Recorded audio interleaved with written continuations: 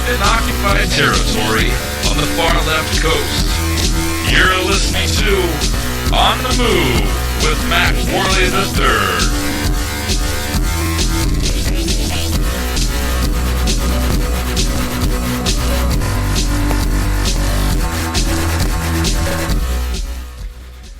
Hello, Mack Pack. It's great to be back with you. Today is a new day here at On the Move, which, by the way, is the show that's meant to inspire you guys to stand up for your rights. And I just so happen to be Mack Worley III. So I hope you guys will sit back, relax, and enjoy another episode of our show today. I'm really looking forward to today's program because we're talking about two things that I have very passionate opinions about, we'll say. And I will talk about that in a second here. But it's a brand new day here at this show, and I just want to talk to you guys about some of the things that we've done here. You all may know that last week, and some of you may be listening via Haywire Gulch, but last week was our first simulcast on HaywireGulch.com. So first of all, if you are listening through Haywire Gulch, I'm excited that I'm now part of this network. I'm really looking forward to getting to know all of you and having you guys participate in the conversation. It's going to be great. I'm just really looking forward to getting to know you guys. So, and then secondly, for those of you who have been in the Mack Pack for a long time, and we've been doing this for over a year now, for you guys, there's a big change today. And that big change is how you listen to the show. And those of you who have been listening for over a year now, you know that you've always gone to blogtalkradio.com/OnTheMoveShow. You've gone there to listen to the program week after week. And by the way, thank you. You guys are the reason why I've continued to do this show. I really appreciate the fact that you guys are really like a hardcore cadre of listeners. You guys are amazing. And for that, I'm eternally grateful. So, but we have changed the way that you're going to be listening. So now, no, we're not using Blog Talk Radio anymore. And I know that tons of you guys out there have messaged me saying, "Oh, I've had problems, listening to it. Either the website's crashed or just the quality didn't come over great, or there's a million other problems that we had with Blog Talk Radio." Now we are on Spreaker. That's spelled Speaker. I'm sorry, no, I messed it up. Spreaker.com. Okay, so that's Spreaker. It's like speaker with an R put in there. Okay, so Spreaker. And that's Spreaker.com/OnTheMoveShow. You can listen directly off of Spreaker. That's fine. But what I'm trying to do is get you guys a way that you can listen to the show just by going directly to our website, OnTheMoveShow.com. That's going to be the hub. That's going to be everything. So if you're listening to the show, you can be listening on OnTheMoveShow.com, right there on the webpage. And, you may have to reload the page after the show starts. I haven't figured out how the technological stuff works on that. I'm not a very tech-savvy guy. I've done a few tests here, and I'm not sure if this is going to work or not as far as when you first show up to the page. It may. I don't know how it's going to do with the live broadcast. But you can either do that through OnTheMoveShow.com. You can do it through Spreaker.com/OnTheMoveShow. Or you can do it through HaywireGulch.com. And again, Haywire, HAYWIRE, Gulch, GULCH.com. And you click their listen live or live listen link on their website there. So anyway, we got three ways. 3 ways now you can access the show, listen to it.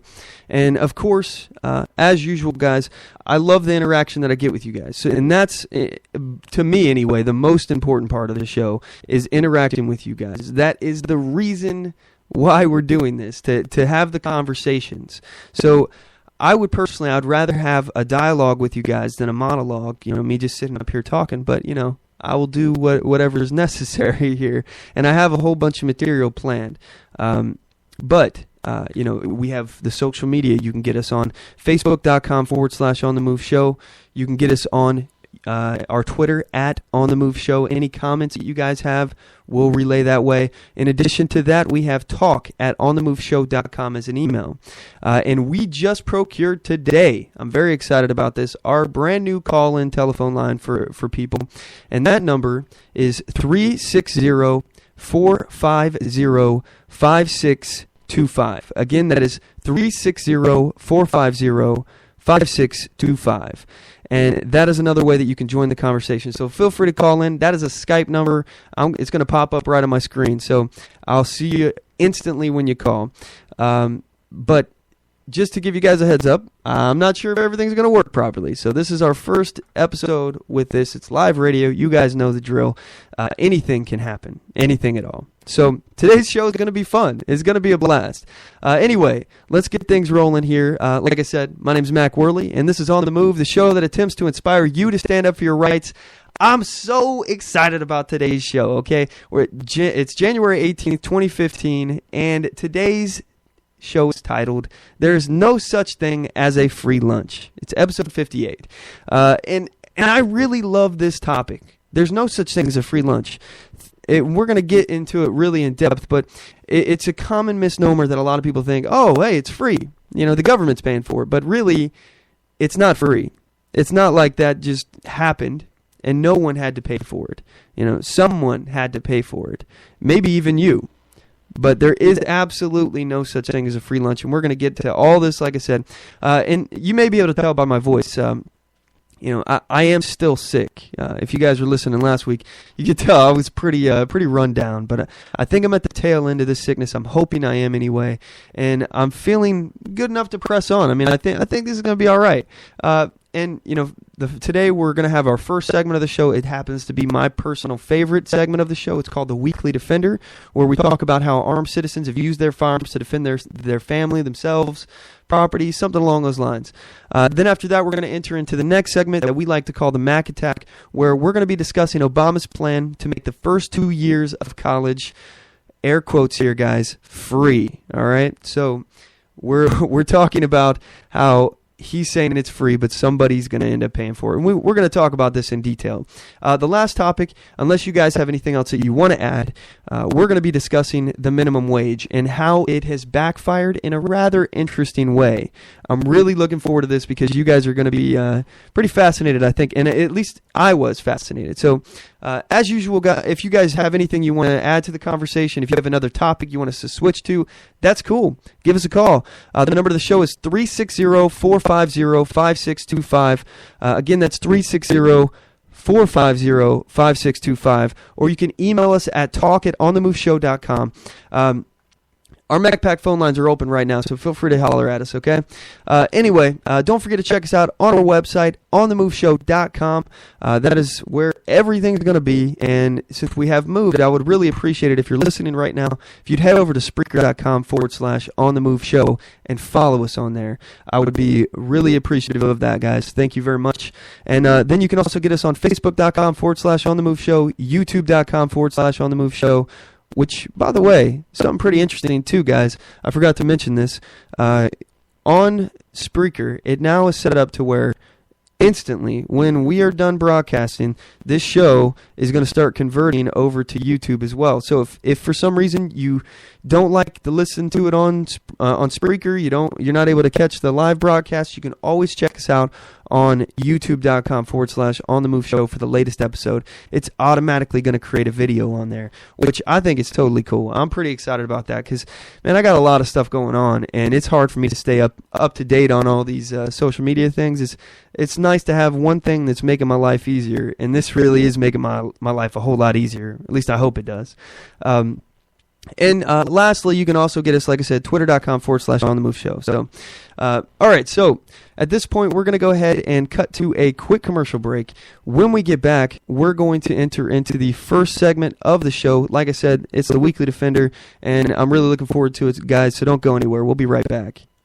Oath Keepers is a nonpartisan association of current active duty military, reserve, guard, veterans, peace officers, and firefighters who will fulfill the oath we swore, with the support of like-minded citizens who take an oath to stand with us, to support and defend the Constitution against all enemies, foreign and domestic. So help us God. Join us at oathkeepers.org.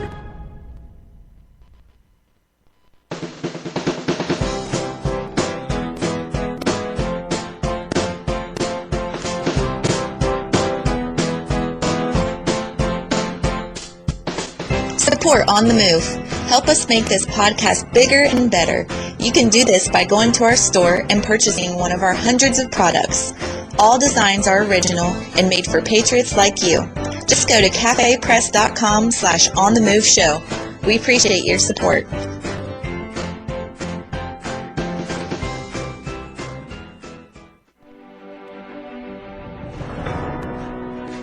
Hi, I'm Latasha Worley, and I work with candidates to creatively and effectively communicate their message to voters. I offer professional graphic design services, from yard signs to flyers, from logos to vehicle magnets. Email me today at latashaworley@gmail.com. That's LATOSHA Worley@gmail.com for a quote on items for your campaign.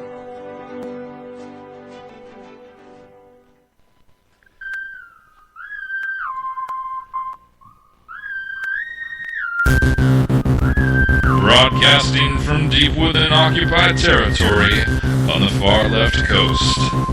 You're listening to On the Move with Mack Worley III. Stand up, speak out, and get on the move. And now your host, Mack Worley III.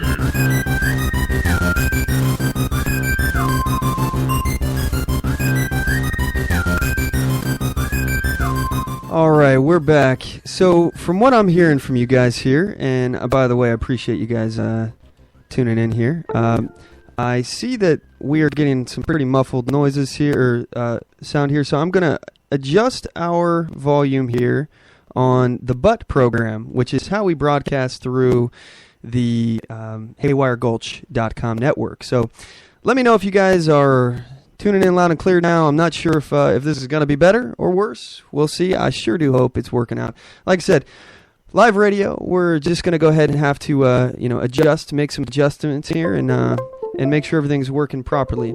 And by the way, that little dun dun dun dun dun noise is some background stuff here that we have on the program here. So that's when I'm switching monitors and things. I got a big setup here. One of these days, I'm going to have to post this for you guys.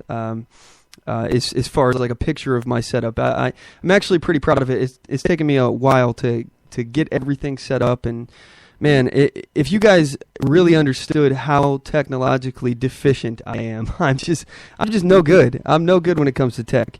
So anyway, if you guys can post, I see you guys posting on the Haywire Gulch Athletic Club, the group.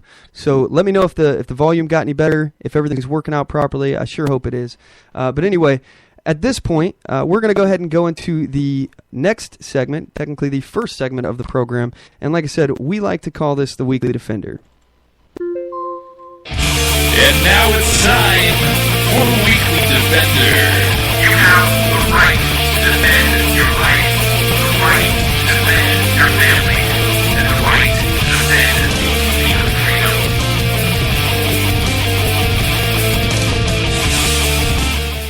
All right, this is a segment of the show where we report about armed citizens in the news who have used their firearms to defend their family, their property, and or themselves.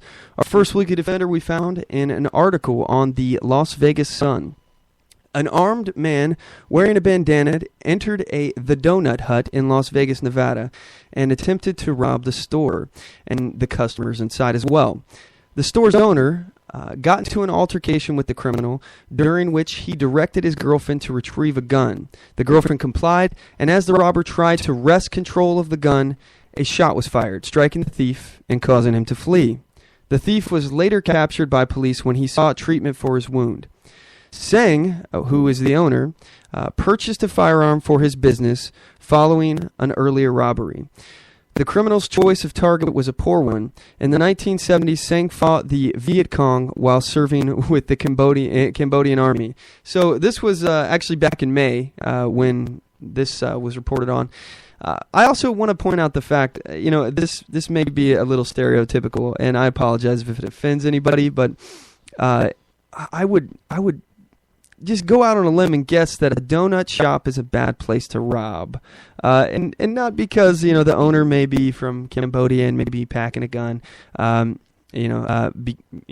Cambodia and was in the Viet Cong, but police they tend to like donuts. I've heard that anyway. And I would just venture to guess that, on a typical day in a donut shop, that there would probably be, a lot of police to come in and out of there. It's my guess that it would be a bad place to rob. That's just me. That's just what I think anyway. Anyway, our next weekly defender we found on WEWS in Cleveland, Ohio. Nasser, who is the owner of Steve's Deli in Cleveland, Ohio, was working at his store when a hooded man came inside, drew a gun, and demanded cash. Upon seeing the criminal's gun, Nasser dropped behind the counter. This prompted the thief to begin firing at Nasser. The store's owner responded by retrieving a pistol and firing at his attacker, causing the criminal to flee. Nasser was not harmed during the incident, and this was on the 10th of January. And personally, I love hearing about how law-abiding citizens use their firearms to defend themselves. I hope you guys do too. You have the right to defend your life and the lives of your family. You have a right to defend your property, and you also have the right to defend your freedom. We at On The Move, we support your rights, and if you have a story about how you lawfully defended yourself, or you would like to comment on one of these stories, we would love to hear from you. Give us a call. The number to the show is 360-450-5625. Again, that's 360-450-5625. Or you can email the show at talk@onthemoveshow.com. So I just want to point out, it's very difficult for me, and you may hear me saying and straining to say this new number. For me, it's like it's writing checks in January, so to speak. I'm having a real difficult time not saying the old number. I used to plow through that. I didn't even have to read it. Now I'm having a hard time. So. All right, so apparently people are saying that the simulcast here got worse on Haywire Gulch. I apologize, guys. I have no idea why it's doing that or what the problem is here. So what I would have you guys do, if you could, is just let me know if it's too loud or too quiet. Why is it I hear you guys saying it's muffled, but is it because I'm going too loud here? I'm going to switch over to the other computer here one more time, and we're going to lower the volume on this and see if that makes any difference. I'm seeing we're getting pretty high levels. So right now I took the volume down. I don't know if that's going to help or not. I sure hope it does, guys, and I apologize for the inconvenience. Anyway, so we're going to go ahead and move forward here. There's a lot of stuff that I want to talk about today, and a lot of it has to do with President Obama and more importantly, this entitlement mentality that we have here in America. A lot of people ask, are we becoming an entitled culture? Do you think that this generation is more entitled than previous generations have been? I've heard those questions asked. For me, I definitely believe that we are becoming a society that is becoming wholly reliant on the government. And it's difficult for me to address how dangerous that really is, mainly because I think that most people, and for me, it doesn't make sense when people just overly trust the government. I have a hard time wrapping my head around this, but although I do understand that people do. People just blindly trust their governments like, there's no worries in the world. Oh, you have the power to give me anything and everything I could ever want. And they don't realize, as it's been said, that same government can also take away everything that you have.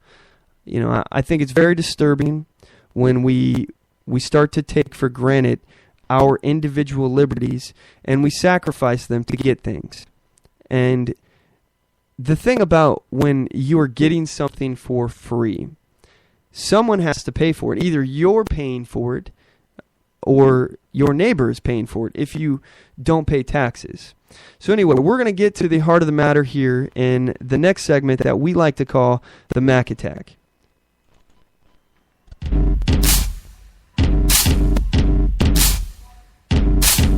It's time for the Mack Attack!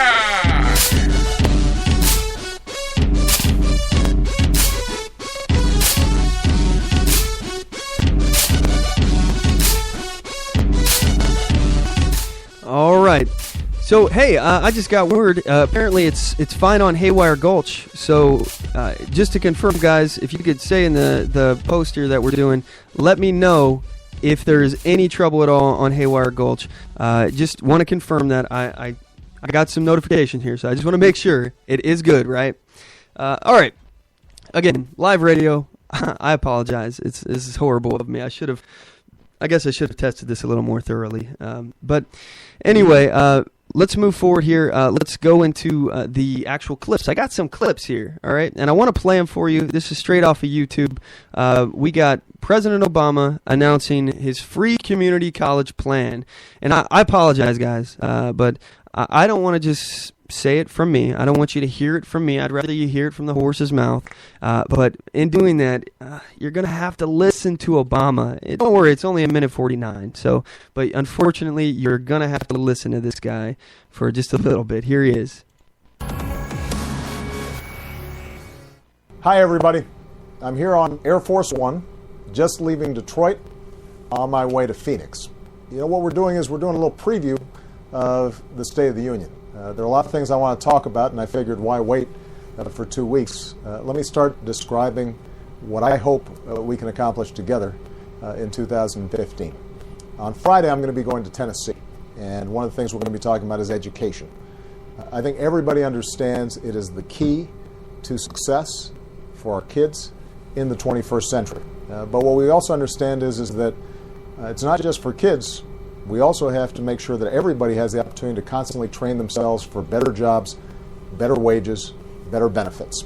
And what I'm going to be talking about in Tennessee is, first of all, what a great job Tennessee has done in all kinds of education reform.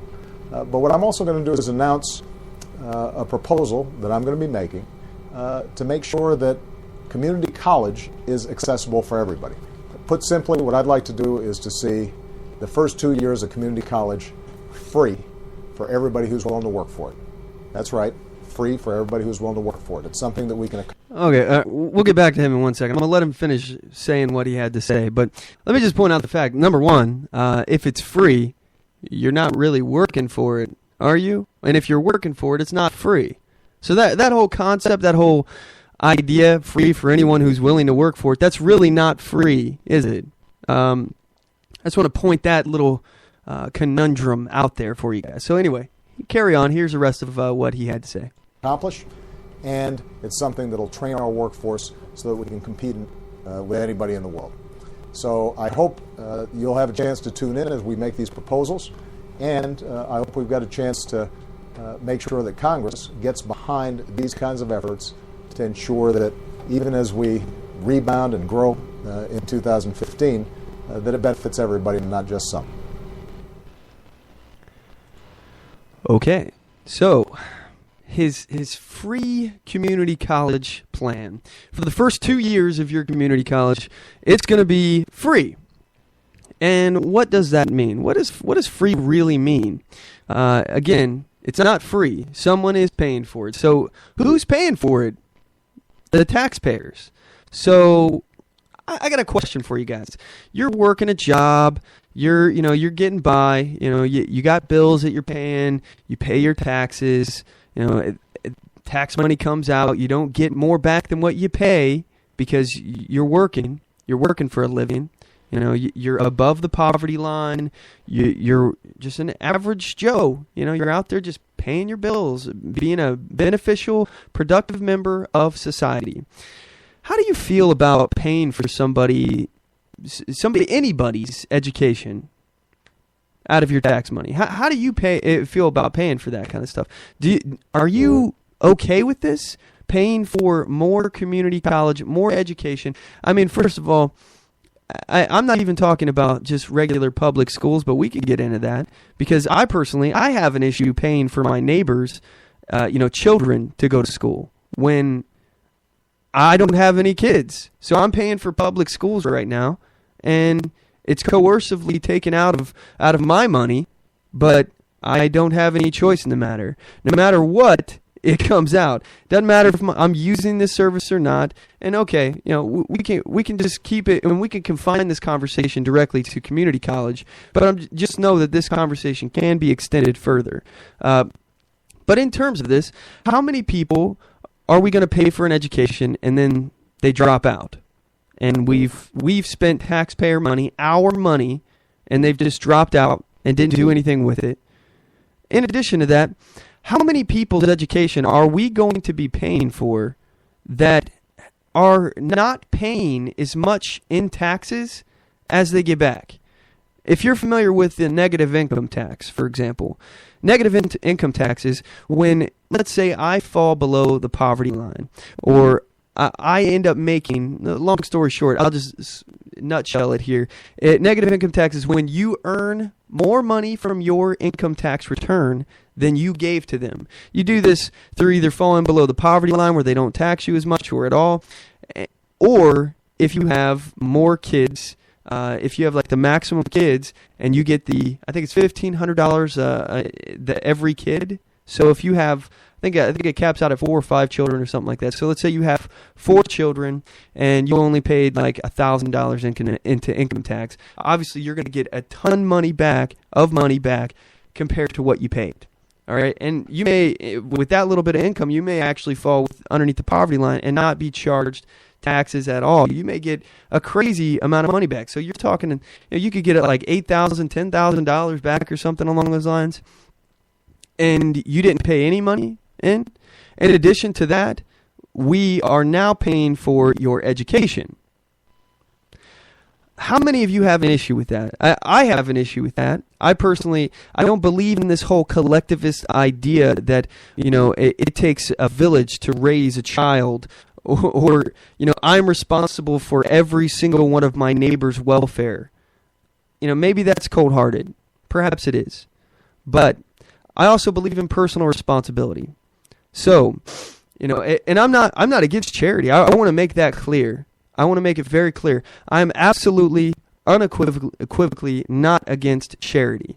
If somebody chooses to help, if somebody creates an organization to help people that can't afford to go to college, or people that can't afford to pay for just regular public schools for children, if that kind of thing, if the community wanted to do it, I don't have any problem with that. In fact, I'm not even necessarily saying that I wouldn't donate to some cause like that. But what I am saying is that I have an issue with the government reaching into my pocket and taking my money without any choice in the matter, and without even knowing exactly where my dollars are going. Because we can assume that all our dollars are spread equally among every program in the government. But where is my money going? What did my money go to?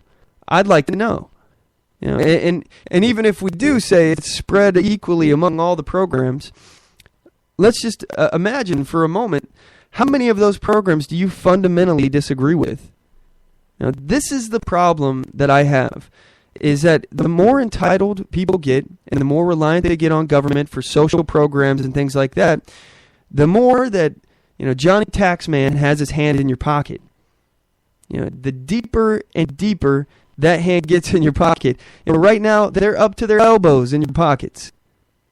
They want even the pocket lint down at the very bottom. They'll take the paper clips. They'll take your lighters. Take any loose cigarettes you may have down there. They'll take everything. And I'm sick of it. I'm sick of the government's hand in my pocket. And I'm sick of people who are on the government teat telling me that I should be responsible for everybody in my community. No, I'm responsible for me. You're responsible for you. If I choose to be a nice guy and help you out, that's a different story. That's a totally different story. That's my choice. But right now, we're talking about coercive government force. The government kicking in your door, essentially, and robbing you blind. What recourse do you have against this? They say that silence is consent, and so is paying your taxes, apparently, because, if you are paying your taxes, and I'm not advocating not paying your taxes, just so you know, but if you are paying your taxes, you are funding this mechanism of coercion. You are responsible for the government that you have. The government can't do anything without your money, but also keep in mind that if you don't pay your taxes, this coercive arm, this federal leviathan, state leviathan in some cases, it'll come knocking on your door. And did you know that the IRS carry guns? No wonder it's one of the most feared branches of the government, bureaucracy. It's a bureaucracy. It's not even a branch. It's just a bureaucracy.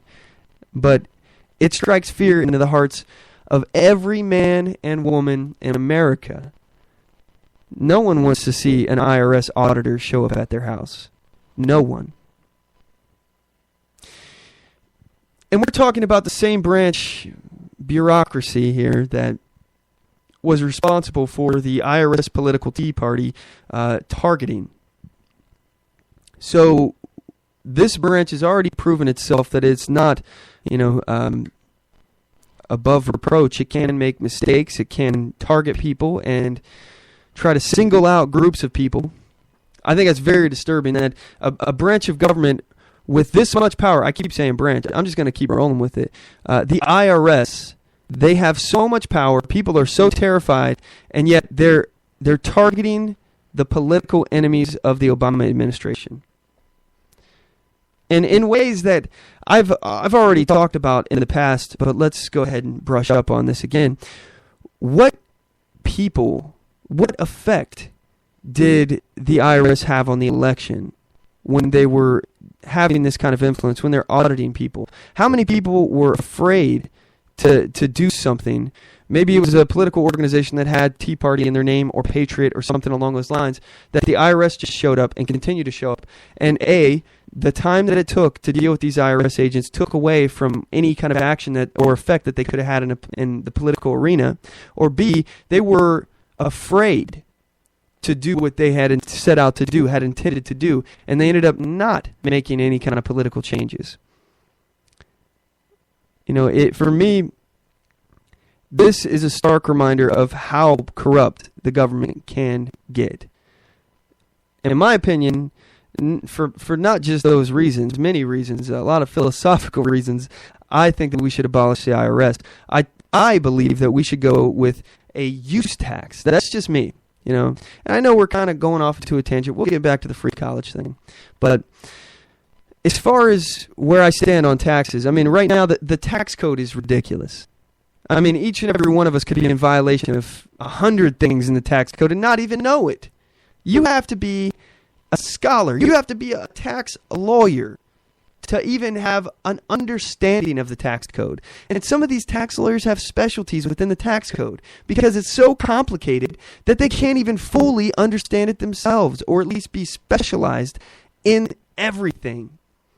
Think about that. Also, think about the lobbyists for places like, H&R or HR Block or whatever those things are, H&R Block, those tax services, TurboTax, things like that help you file your taxes. I guarantee you they have lobbyists in Congress right now that are lobbying to make the tax code even harder to understand, so you will need more help. It'll cost you more money to actually get your taxes done. Unbelievable. It's unbelievable. Laws aren't supposed to be, 1,000,000 pages long. Laws aren't supposed to be as tall as a human being when they're printed off. Laws are supposed to be easy to follow and have one point. It is illegal to kill somebody. End of law. It is illegal to steal something. End of law. I'm so sick of this pork belly lawmaker crap that we have going on where they just add so much crap to laws. I'm so sick of it.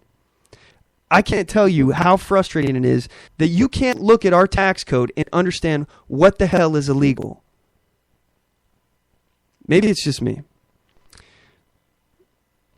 I think there should be a constitutional amendment that makes it illegal for them to add another thing to or point to a law. It should only be one topic at a time. That make things very, very easy, and it would also allow us to know what the hell our representatives are doing. That's just me. But as far as where I stand on the tax system, I believe in a use tax, and I would only support this, and I mean only support this, if it came after, and I mean after, not before, not at the same time, where they made an income tax illegal. That's the only way I would do that. So it's basically a sales tax. Everything that you buy gets a sales tax put on it. And then included in the constitutional amendment, I will put a cap on a percentage of how much that they are allowed to give you as far as taxes in your sales tax. That's the way I would look at it. I think that's more than fair. Before the 1900s, we did not have an income tax at all. There was no such thing as an income tax. How do you think that we paid the bills? How do you think that the government funded things? Well, number one, the government didn't have entitlement programs like they do now. That all came around the same time as the income tax. So they did not have such of this huge federal leviathan, federal apparatus that was involved in every aspect, paid for tons and tons of different things. I was reading not too long ago, there was money that was spent from the federal government to put people through clown college. Clown college. Let's just sit on that for a moment here. Clown college. How much do clowns make? Do clowns pay taxes? I don't even know. Will that money ever come back around? Was that going to help stimulate the economy? Is that going to create jobs? Clown college.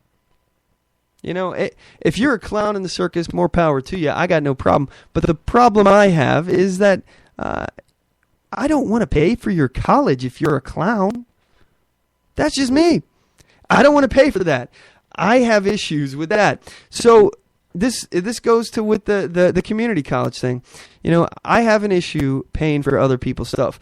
And, I want to play a clip here for you guys of somebody who I actually really enjoy her opinion. Her name is Julie, I believe it's Borowski. I've seen a couple of her different videos, and I think I'm subscribed to her on YouTube here. But she has a video on YouTube on her channel, Julie Borowski. That's Borowski,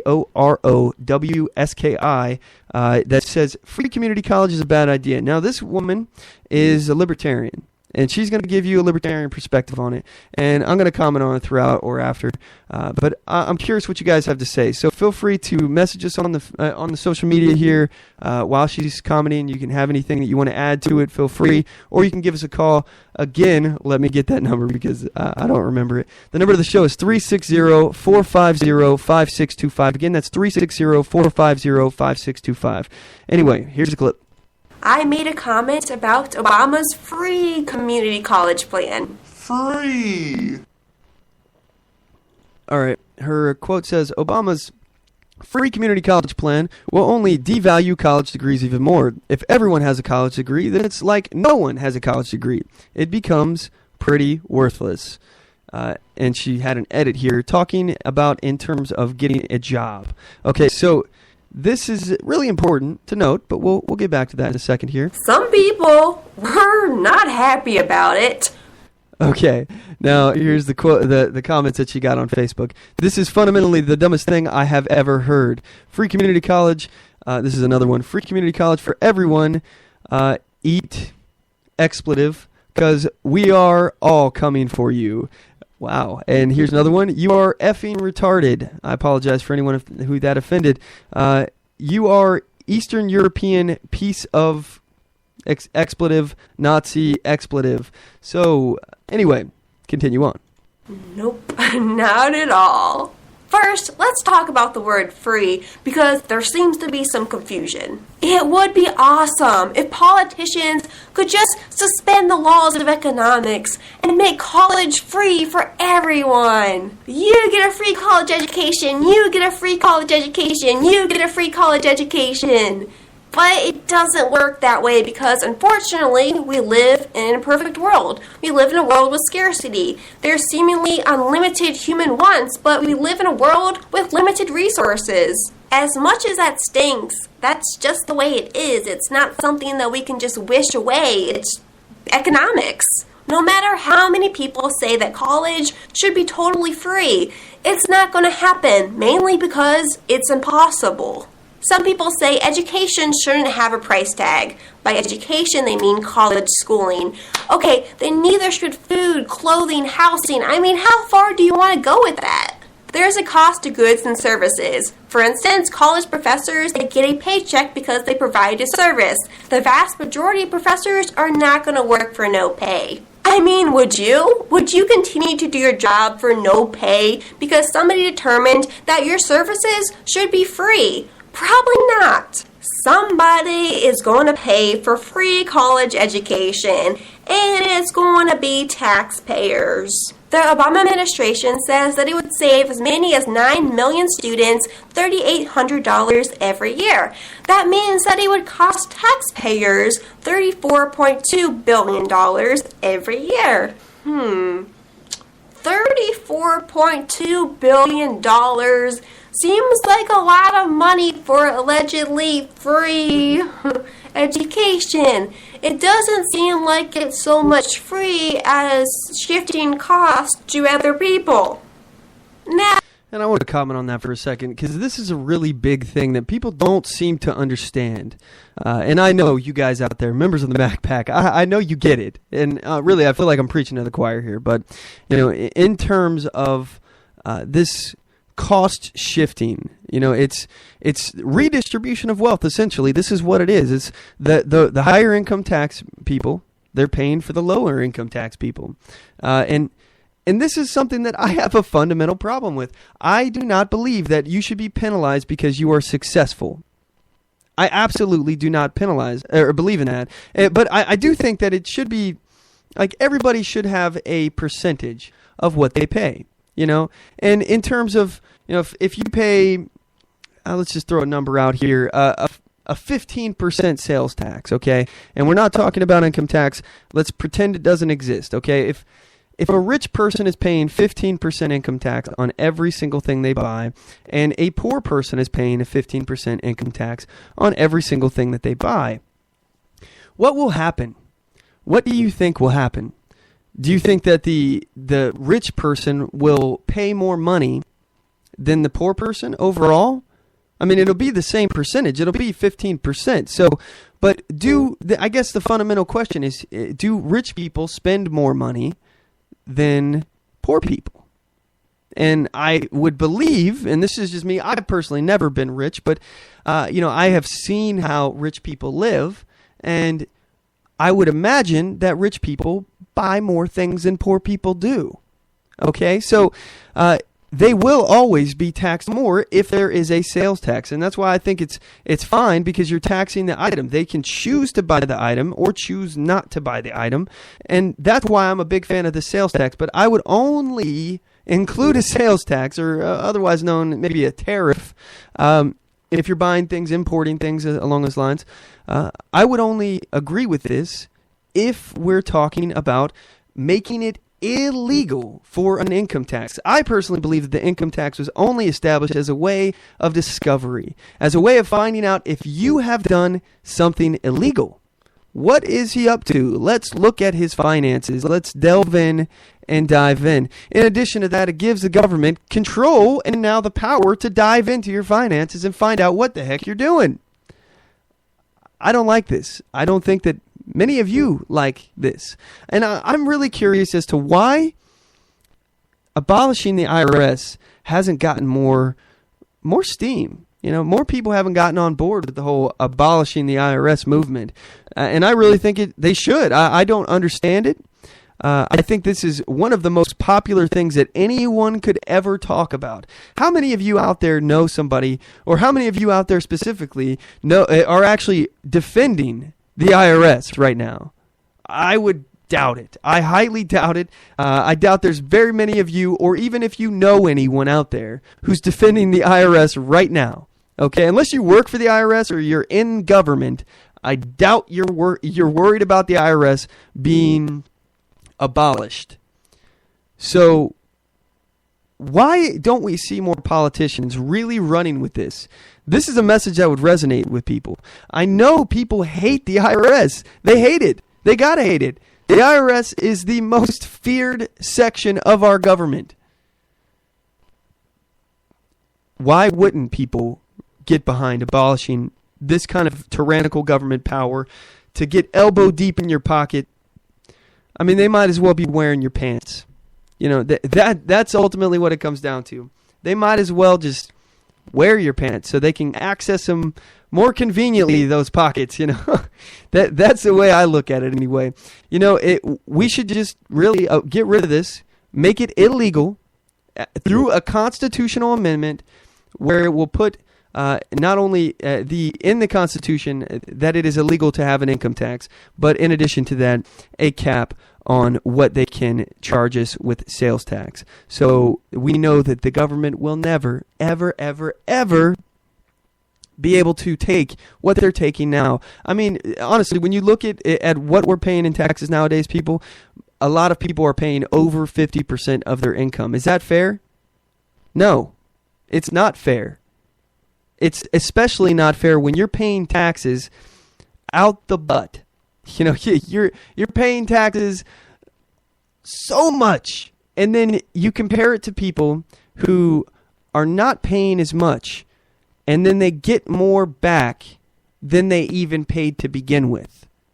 It is not fair. Everyone should pay taxes. If anyone has to pay taxes. It's my personal opinion.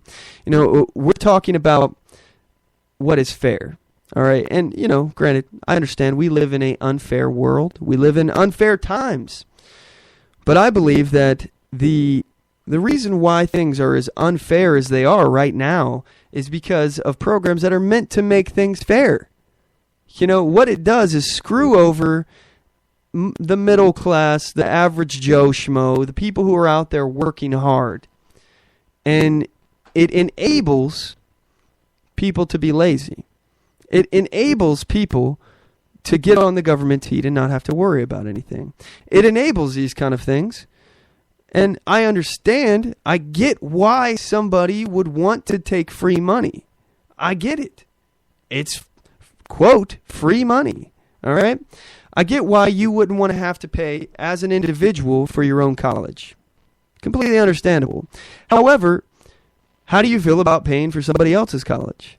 This is where I have a problem. If everybody paid their fair share, we're just going to make sure that everybody pays their fair share and get those rich fat cats to fork over some money. No, it's not about the fat cats. In fact, and let's be real, if we're really worried about fat cats, we wouldn't be giving tax cuts to Facebook. Facebook got millions of dollars in tax cuts. GE, there was a year where GE didn't pay any money. I paid more money than GE did in taxes. I did. And I don't make anything, people. I don't make anything. So it's pretty ridiculous. The fact is that if we're talking about fair share, let's really be fair. All right? If I pay 15%, you should have to pay 15%. It doesn't matter how much you make. You pay 15%, and you do that through sales. So if you want to save, hey, save. That's fine. Put that money away. You didn't pay as much, then whatever. But you paid 15% on what you spent. So if you want to hoard your money, money's got to be spent at some point, or it just sits there. Either way, I don't really care. If you're not spending it, you might as well not even have it. So anyway, sorry about coughing right into the microphone here. I can tell my voice is already starting to fade me here. We're only 48 minutes into the show, and it's already fading. That's no good. Anyway, so with that, we'll go ahead and play the rest of Julie Borowski's video here. She's only got a couple minutes left in it here. I'll go and play it for you. Now, the issue that I addressed in my status that got a lot of hate is college degree inflation, which I believe is a real thing. The law of supply and demand also applies to college degrees. Now, just because you don't want it to doesn't make it so. Economics can be mean like that. As more people graduate from college than ever before, associate's and bachelor's degrees are becoming increasingly worthless to employers. Jobs that once only needed a 2 or 4 year degree, now employers highly prefer a master's degree for the same exact job. As a record number of people graduate from college, the basic qualifications to get hired keep going up and up. That's why many people are graduating with 4-year degrees and they're going back to waiting tables or bartending, which doesn't yet require a college degree. I think of the old economy Steve memes, which I believe show a lot of disconnect between my generation and my parents' generation. A lot of our parents told us to get a bachelor's degree or at least an associate's degree and we'll be able to find a good job, guaranteed. Ha! Part of the problem is people are choosing majors that are not exactly in demand by employers. Women's studies, philosophy, political science, poli-sci, that's what I majored in. But I think it's pretty clear that associates and bachelor's degrees are not as valued as they once were. Here are some questions that may be controversial. Are too many people going to college? Is everyone college ready? There's going to be trade-offs no matter what, but are some people better off going directly into the workforce and gaining work experience or going to a trade school and setting them apart that way? I think Obama's free community college plan is a bad idea, primarily because it's not actually free. It's going to cost a lot of money. And as a consequence of incentivizing people to go to college who may be better off taking a different route, is that it will value college degrees even more, thus raising employers' hiring standards. That, I think, is an excellent point. All right, I don't know how many of you have college degrees. I personally, I'm working on mine, and I think it's funny. She mentioned the poli-sci degree. I'm actually going to school right now for a bachelor's in political science. So, however, I don't intend on actually being a political scientist. Personally, I was looking for something that I was interested in, number one, but I'm transferring that degree to a law school afterwards. As long as by the time I'm done, I still want to go to law school. And without getting too much into me here, but I'll explain my reasoning. I have gotten an issue here with some courts. Many of you may know I was open carrying in Vancouver, Washington. Washington is an open carry state, and I was arrested unlawfully. I was unlawfully searched. They seized my firearm. They arrested me, and I'm in the process of fighting this in court. And if you are interested, feel free to go over to our YouTube channel, youtube.com/OnTheMoveShow. You'll see the video. I got a whole bunch of different stuff on there, my trial results, all this stuff. And right now we're in the appeal process. But without making this about me here, at least in terms of this, I am concerned about my poli-sci degree. I want to become a lawyer, and I want to do that because I want to help people. People who get caught up in the system, I want to be able to help them. I plan on focusing on constitutional law as of now. I mean, right now, that's a long way away. I won't graduate until I think 2017, 2016, end of it or something like that. But I got a while to go, and maybe I'll still want to do this. I'm passionate about it right now, but we'll see. I'm keeping my options open, basically. But anyway, maybe one day I'll be a lawyer. So if I am, feel free to holler at me. I'll try to help you out. But, in terms of this degree, the depreciation of a degree, a lot of people I've talked to say that, the associate's degree is the new high school diploma. A lot of people think that, back in the day, you would have an associate's degree and you would stand out. But now everybody has an associate's degree. And the bachelor's degree, it has become the new associate's degree. And it's really disturbing because more and more people are going to college. And, I think that has a lot to do with parents. I think that parents nowadays are encouraging their kids not to go to trade schools, not to learn a skill. And I think that may have to do, and maybe this is just me spitballing here, and I'd like to hear what you guys think about this. Again, that number to the show is 360-450-5625. Again, that's 360-450-5625. I'd like to hear what you guys have to say about this, but my idea, my reason that I think that people, especially parents, are encouraging their kids not to go to trade school is because of the bailouts. The collapse of the car industry. We had all of the problems that happened. So many manufacturing jobs have left. We got empty factories all over America, and I think that parents are trying to protect their children from that kind of consequence. And why did those things fail in the first place? I mean, that's a conversation for another day. But I'll just leave it with the words "too big to fail." We assume that certain things are just beyond reproach, and there's no way that they could have any problems. And then the government gets involved, and they screw things up. So, that's why I'm a free market capitalist kind of guy. That's where I stand. I believe in free markets. And, one thing, I'm going to sidebar here because I know, by the way, I know we're going into the weeds. I don't care, guys. I'm having fun. So one conversation I want to talk about as far as a free market, I just learned about this in school, actually. There was a Supreme Court case where the government was basically prosecuting shady practices with this chicken poultry guy, like brothers or something. They'd gotten really powerful. This poultry company, they fought the mob back a little bit, and they started to gain control over the poultry industry.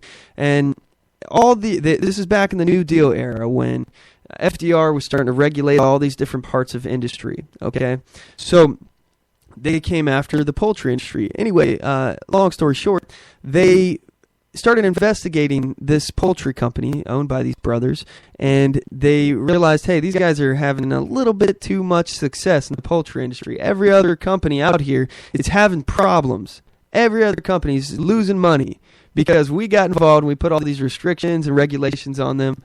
Yeah. So anyway, that should be a bad enough reason why these regulations should go away. But no, what they did is they investigated, and they found out that they were, avoiding the regulations and doing some sleazy business practices and using things in non-sanitary ways and putting stuff in the food that they weren't supposed to.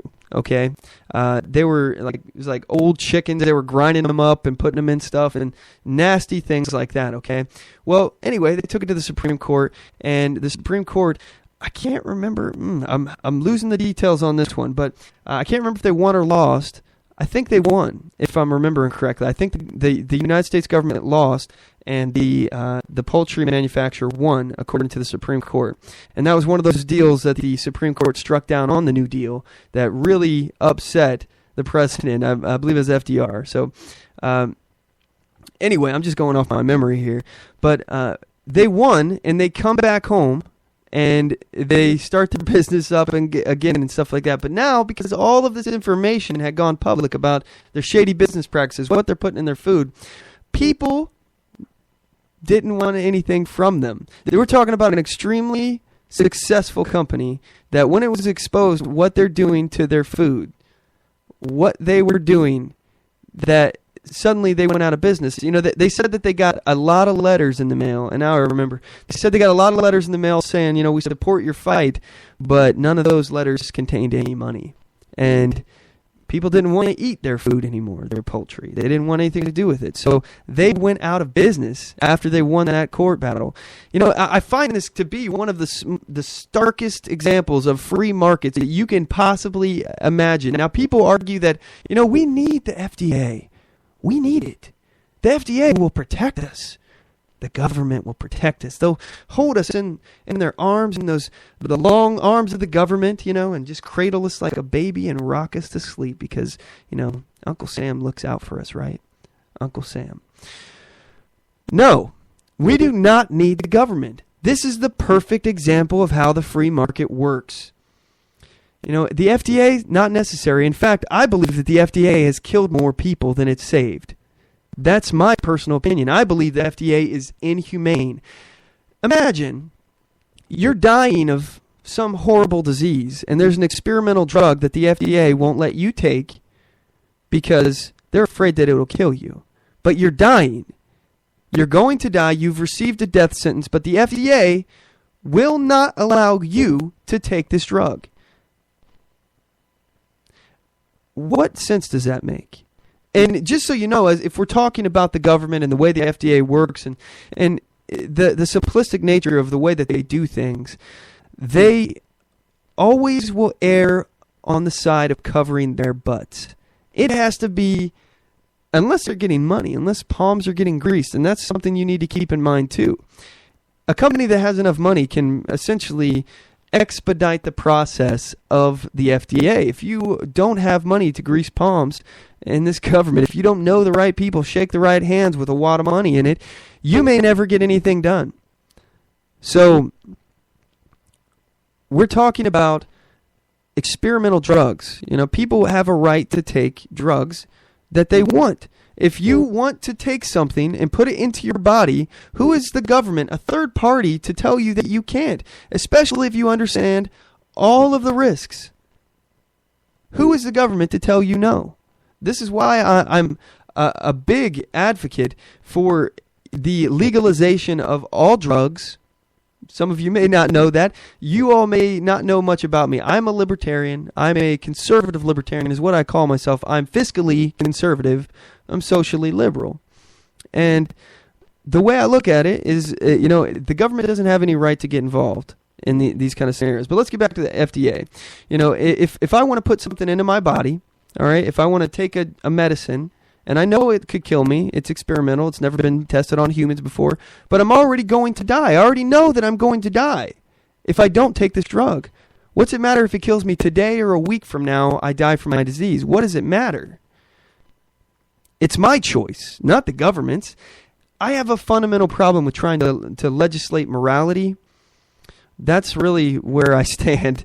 I can't stand it when the government tries to tell me what is morally right and wrong. Who are you to tell me what is morally right and wrong? You're the government. Governments have killed more people in history than famine. Governments are the real thing to worry about. Just look at, the communist China. Look at, North Korea. Oh, man. I could talk about a documentary I saw on North Korea. It was freaking crazy.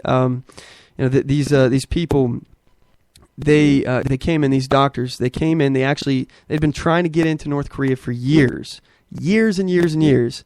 And anyway, they finally got approval to come in, and they did a documentary of what they were doing to help people. And the whole purpose of them coming in, the doctors, were to treat people that had, I believe it was cataracts. Where they have this like glazy, milky lens inside their eye that they can't see through. And maybe it was glaucoma. I can't recall. But anyway, these people are, so many people, to include kids, are actually blind because of this, because of malnutrition. The government has literally starved them to death, or starved them to the point of where they're blind. And these doctors come in and they do the surgery, and the very first thing that these North Koreans do is as soon as they're able to see and the bandages are taken off, they run to the picture of the dictator of North Korea, Kim Jong, I believe it was ill at that time, Kim Jong-il, and they run to that picture and they thank him for granting them vision again. Unbelievable. He's the one that was responsible for them being blind in the first place because of malnutrition. While he's the largest consumer of cognac in the world, Hennessy cognac, these people are starving to death. Anyway, I know we went off into the weeds, so let's reel it back here. Let's go back to the FDA, and we'll get back to the other stuff in a second here. But as far as the FDA, they're responsible for people dying. They are responsible. People who they're playing it safe and they're not releasing these drugs to be used by the public. It's not necessary, because when you're talking about a drug or even a food or a company, something along those lines, if they're doing shady business practices, people are going to talk about it. And when people talk about it, people don't go to that place. People don't use that product. People don't do that thing when they find out that it has problems, all right? When they find out that it's not good for you, that it's, all these different these things that are wrong with it. So I don't believe in the need for the FDA. I think this poultry case that I was talking about earlier is a perfect illustration of why free markets work. They work. You do not need to have the FDA. You don't need to have the government sitting there nanny state and telling you what's safe and what's not safe. What we as people do, as consumers, can find out, oh, hey, you know what? This is what they do. This is what happened to me when I use this product. This is, or, the news or citizen journalists or media companies, whatever, report about people dying from products, I guarantee you if it became national news that people were dying from a certain product or food, people would stop eating that food or product. I mean, that's just a fact. If you knew that a product is killing people, even if it was a small percentage of people, okay? And, you know, I mean, granted, people know about cigarettes and things like that, but that's not instantly killing you. Let's say if you knew that a certain headache manufacturer produced a pill, all right, and this headache pill, 1 out of 1 million pills were downright poison, all right? They killed you in 30 minutes. 1 out of 1,000. All right, or let's say one out of 1 million. I can't remember what I said, but let's say 1 out of 1 million pills killed you instantly. Would you go and buy that pill? Would use that headache medicine? I'm curious to know. 1 out of 1 million people are going to die. That's not really that many. I mean, the odds are pretty much on your side, but we're essentially playing Russian roulette with your headache medicine, your fever medicine, whatever. Is that worth it to you?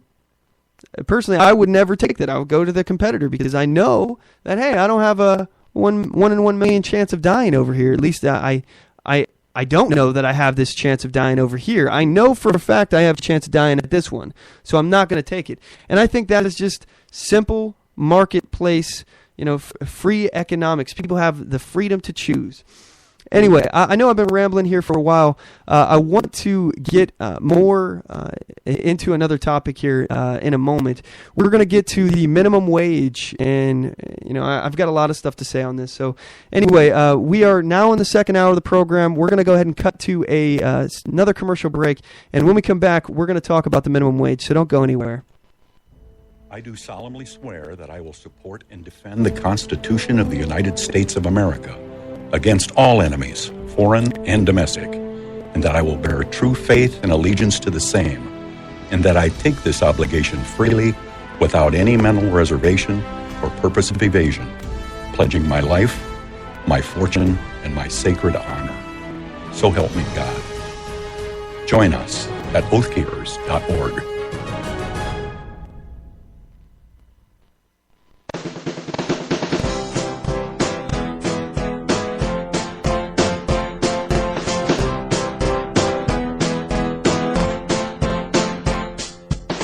Support On The Move. Help us make this podcast bigger and better. You can do this by going to our store and purchasing one of our hundreds of products.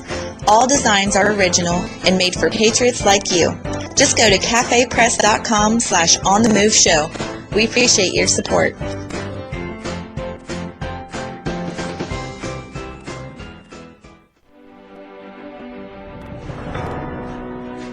Hi, I'm Latasha Worley, and I work with candidates to creatively and effectively communicate their message to voters. I offer professional graphic design services, from yard signs to flyers, from logos to vehicle magnets. Email me today at latashaworley@gmail.com. That's LATOSHA Worley@gmail.com for a quote on items for your campaign.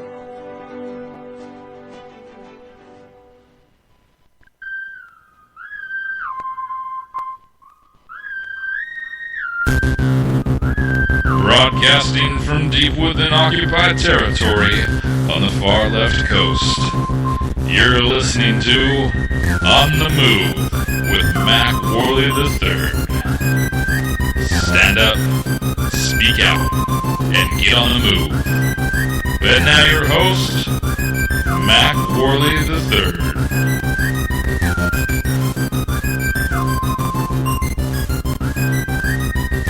All right, we're back. I appreciate y'all sticking with us. So, if you would like to join today's conversation, feel free to give us a call. The number to the show is 360-450-5625. 360-450-5625. Or you can email us at talk@onthemoveshow.com, and I'll be more than happy to read your emails live on the air. And, right now, just so you guys know, if you call in, you'll be the first person to call in on our new system. And I'd be pretty excited to have a caller right now. So feel free, again, that number, 360-450-5625. 450-5625. And we're talking about free lunches and minimum wage. So anyway, in this next little segment we're going to be talking about here is the minimum wage.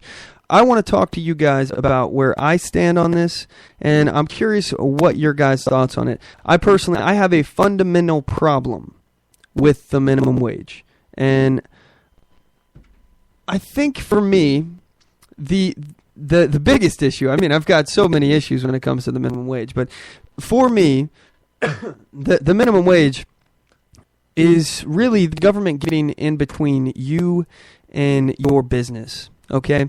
And I don't mean just your business like you own a business, but your business, it's like mind your business government, for me, it's my right to contract. All right, I have the right to make a contract with you. I say I will do this job for this amount of work, or for this amount of money. Excuse me. I'll do this job for this amount of money, and this is what I expect. This is the contract, and you as an employer will say, okay, I'll hire you to do this job for this amount of money. All right, and we can negotiate. There's room there. If I don't think the job is worth it for me, if I think that they're underpaying or it's not enough benefits, or the for a million different reasons, if I'm not satisfied with the amount of money that they're paying me, well, guess what? I have a right to say no. I can say no. I'm not your slave. I don't have to work for you for a wage that I find unacceptable. I will look elsewhere. Thank you, good sir. Tip my hat and walk away. I can do that, all right? I have every right to do that. And as an employer, if I'm trying to hire someone as an employer and I say, okay, I'll pay you, let's say, $8 an hour to mow my lawn. All right, I'll pay $8 an hour to mow my lawn, and they're like, no, how about $30 an hour? And I'm like, okay, that's a little outrageous. I got a big lawn. You're going to be there all day. I'm not paying you $30 an hour to mow my lawn. That's crazy. I'm just not going to do it. Will that include hedging and things like that? Are you gonna trim my bushes and clean up after yourself, clean up all the grass clippings and all this? What does this include? No, it doesn't do all that? No, I'm not paying that. That's too much. $30 an hour is just outrageous. You're trying to rip me off. No, I'm not doing that.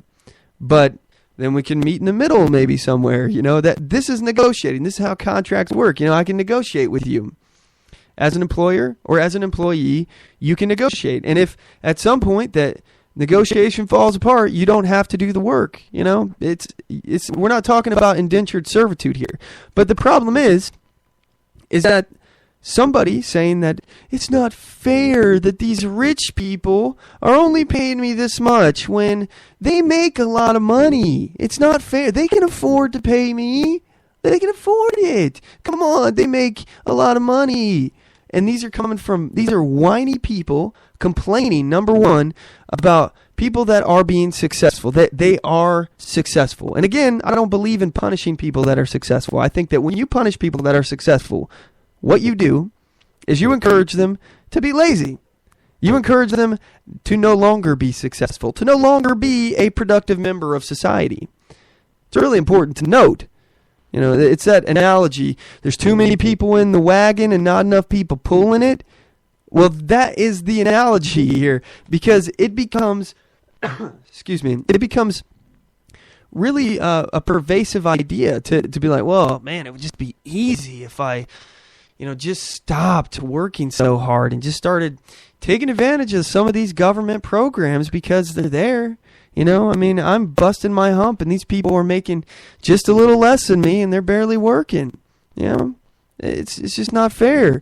And then people hop into the cart. And then the people who are pulling the cart dwindle down.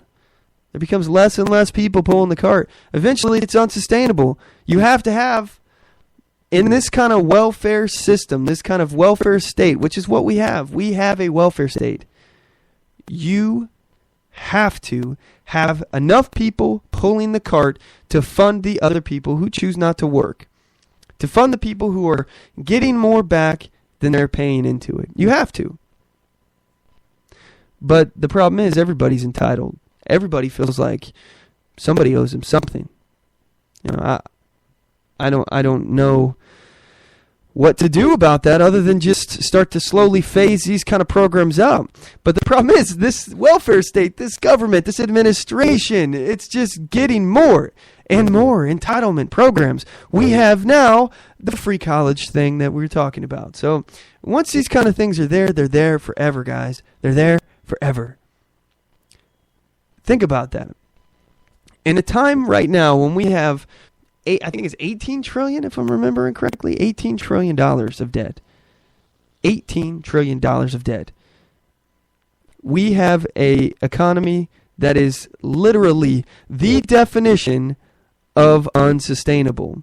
And now we're talking about spending more money to give people more things for free that are coming out of your pocket.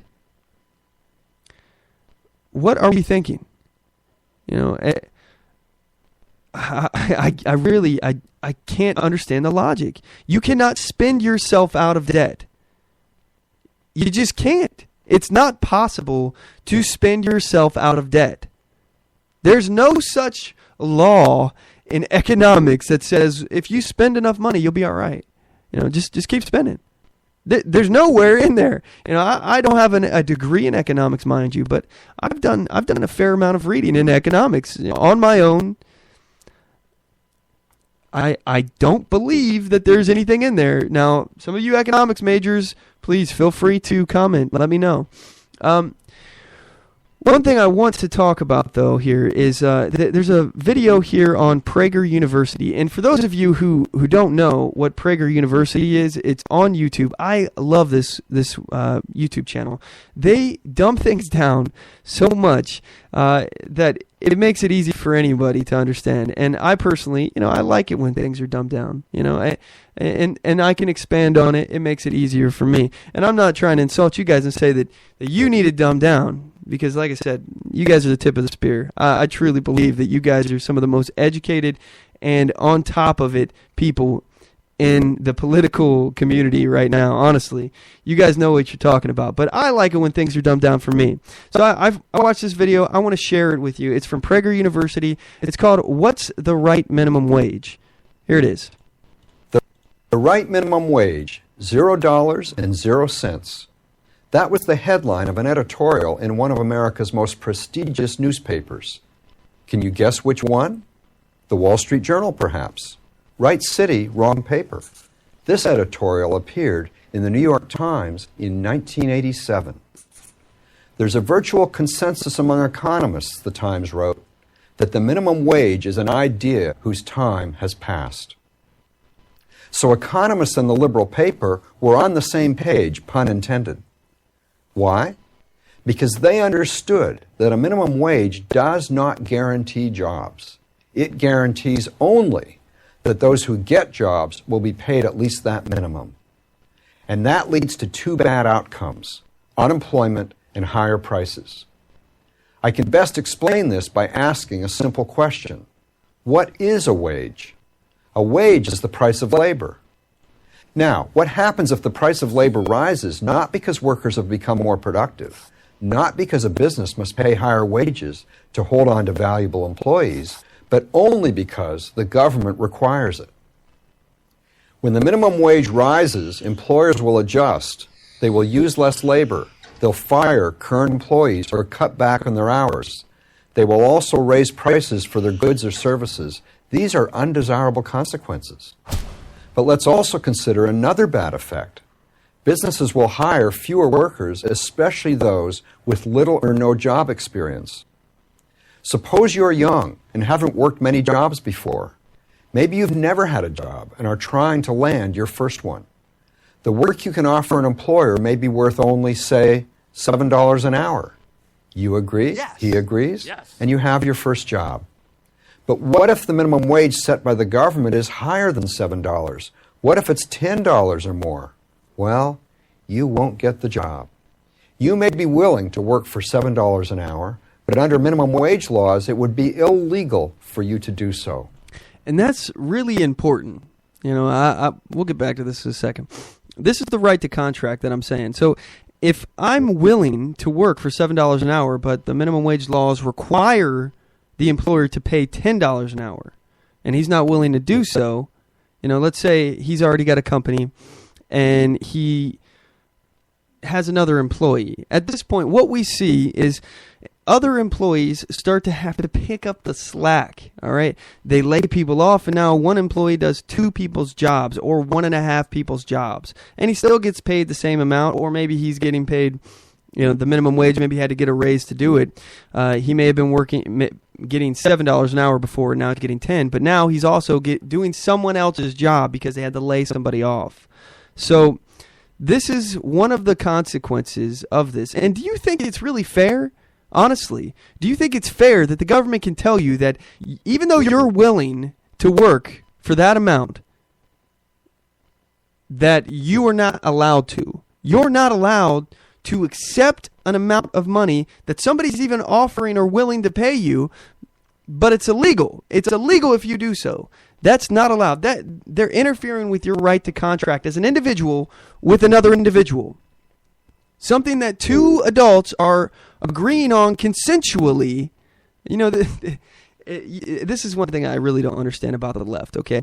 They talk about how, what 2 consenting adults do in their own bedroom is none of your business. Okay, all right, I agree. What two consenting adults do, period, is none of your business, as long as they're not victimizing anyone, okay? Now, this applies to contracts too, right? What 2 consenting adults, if I'm an adult and the employer's an adult, and they want to hire me for $7 an hour, who the hell are you to tell me that I can't do it and he can't hire me? Who are you? We're both consenting adults here. This is your same argument, left. This is your argument. But you don't acknowledge it in this one. It's not fair. Oh, it's not fair for the working people. Well, this is actually a controversial topic, but I'll talk to you guys about it. I'm actually for sweatshops. Now, that may sound really weird.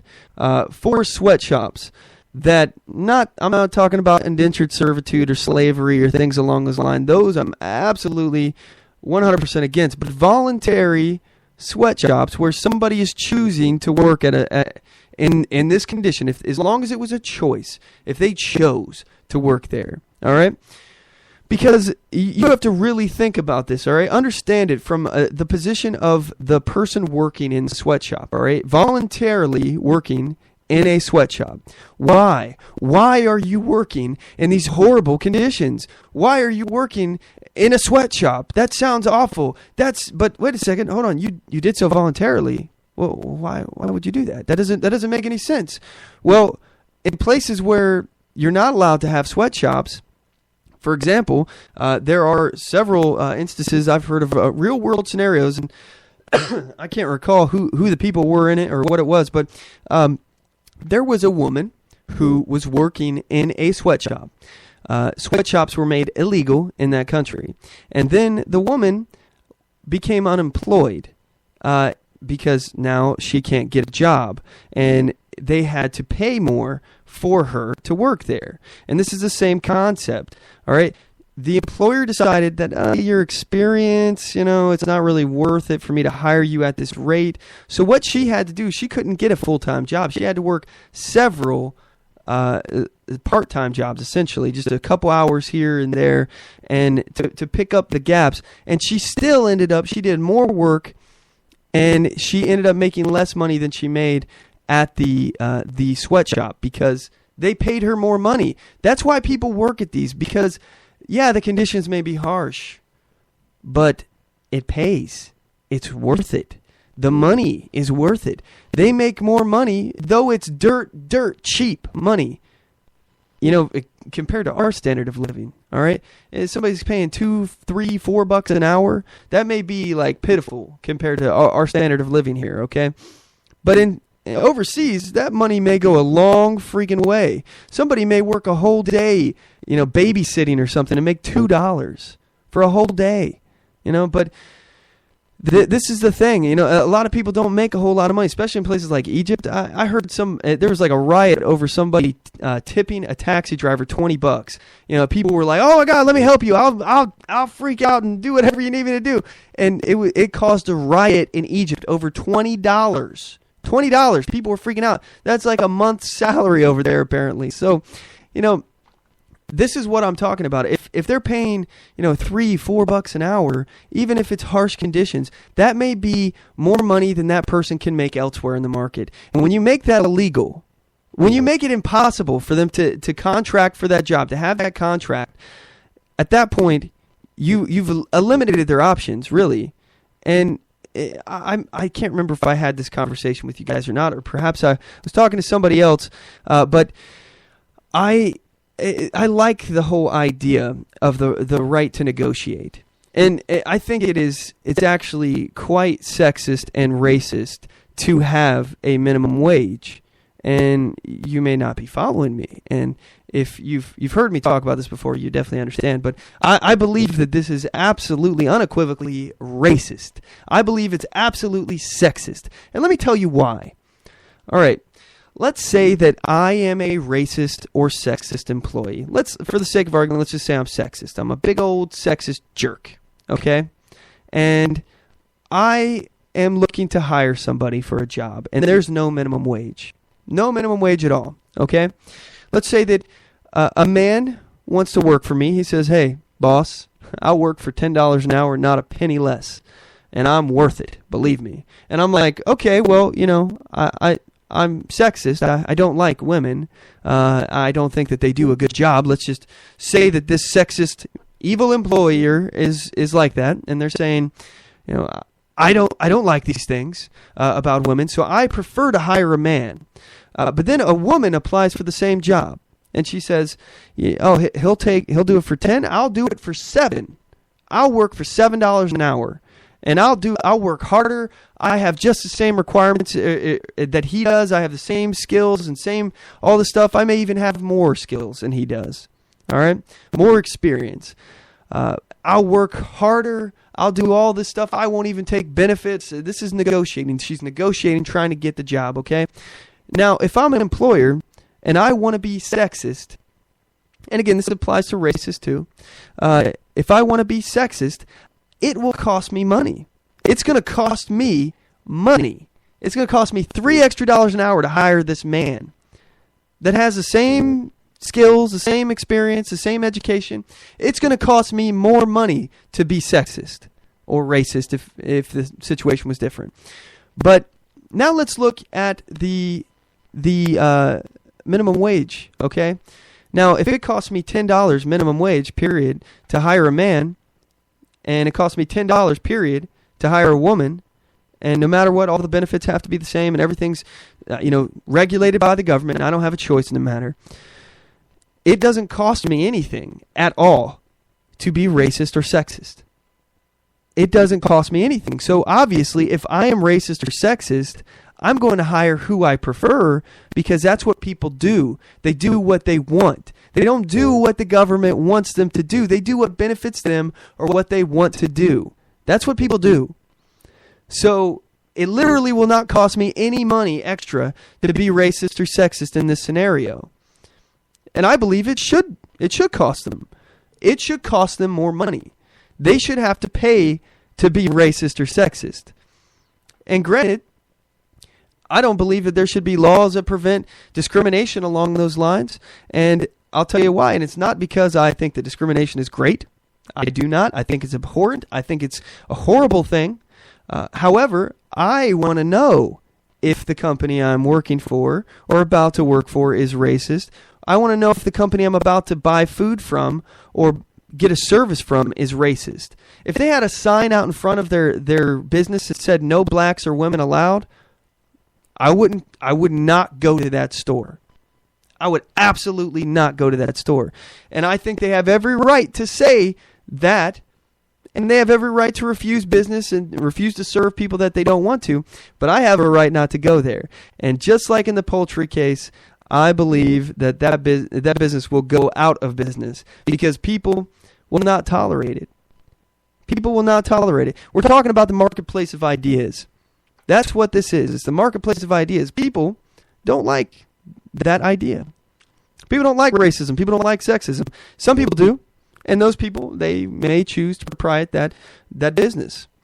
And that's fine. They have every right to do that, just like the business has every right to discriminate However, I got a right not to go, and so do you, and I got the feeling that very, very few businesses that are racist will be able to sustain their income. I highly doubt it. That's just me. And I don't think that I don't think that the federal government is able to protect us. I think that these programs, they actually create a bigger problem than they solve. I think that, like all government programs, when they start out and they intend to solve a problem, they actually create the same problem that they're trying to help. They hurt the very people that they're trying to help. Anyway, let's go back to the Prager University clip. This very point was made by Paul Samuelson, one of the leading economists of the 20th century and a prominent liberal. I paraphrase from his classic textbook, Economics. What good does it do a black youth to know that an employer must pay him a minimum wage if the fact that he must be paid that wage keeps him from getting a job? And that young person loses more than a paycheck.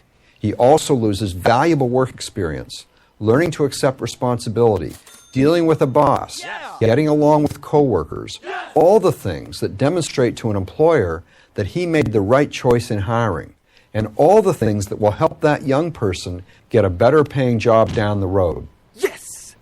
A recent study found that in some cities, the unemployment rate for teens without a high school diploma approached 50%. Pricing these teens out of the labor market does them no favors. It's not doing the rest of society any favors either.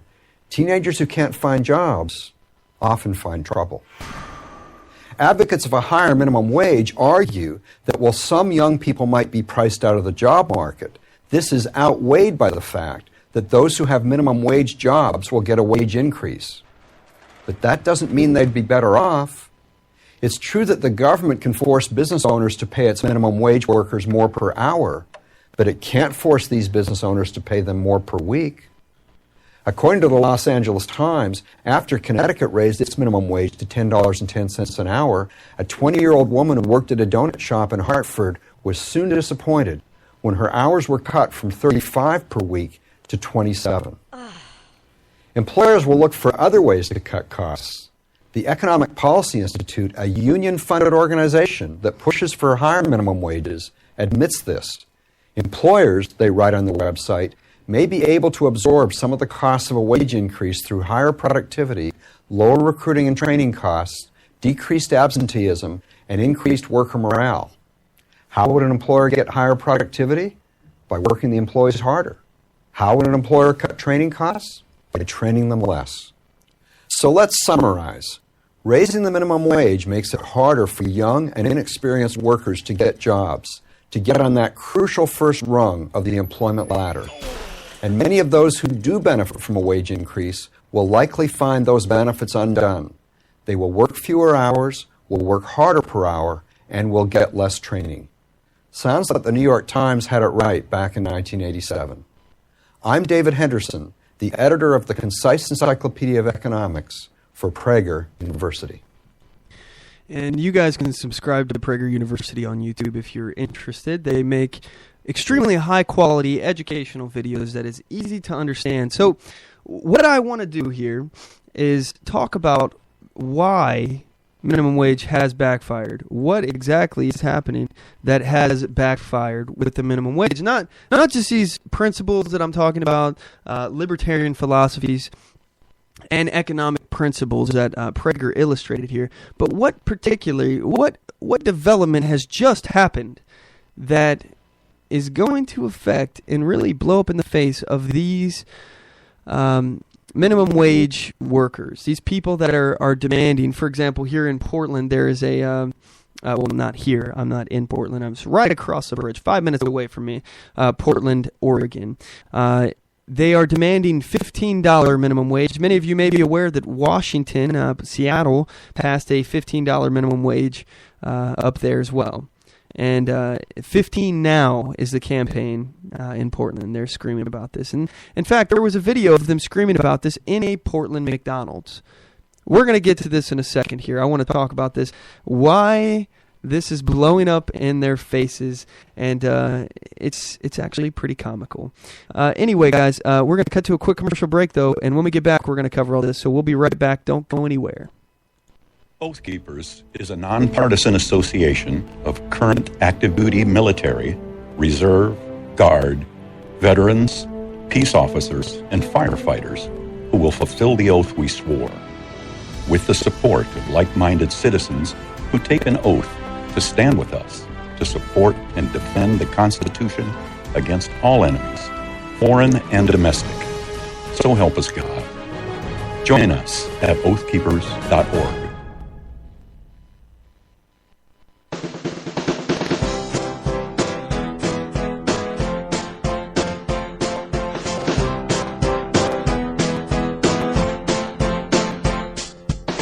Support On The Move.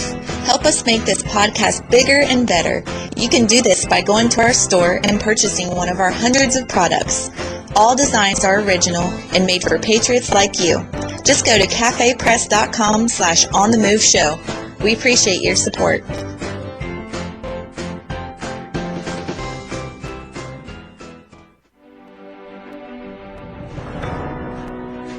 Hi, I'm Latasha Worley, and I work with candidates to creatively and effectively communicate their message to voters.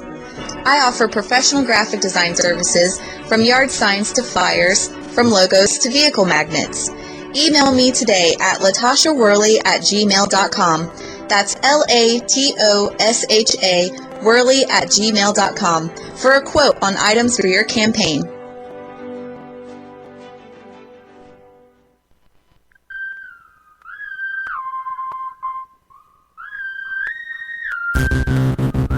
Broadcasting from deep within occupied territory on the far left coast.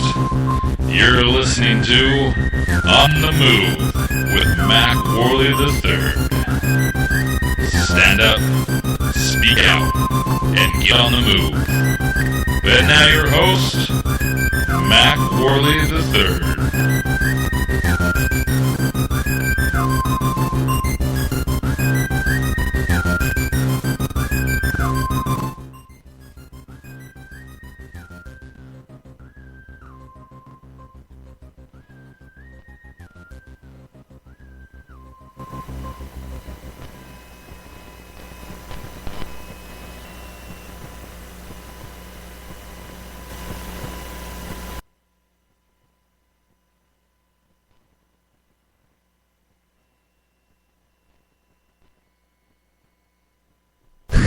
And I just realized that I've been sitting here talking without my volume turned up on the microphone here. So anyway, what I was just saying to myself apparently was that during the break I had my my headset off my head. I took my headset off and then I put it back on, in the right ear of the headset. I got an over-the-ear headset. It broke off. and it's just funny.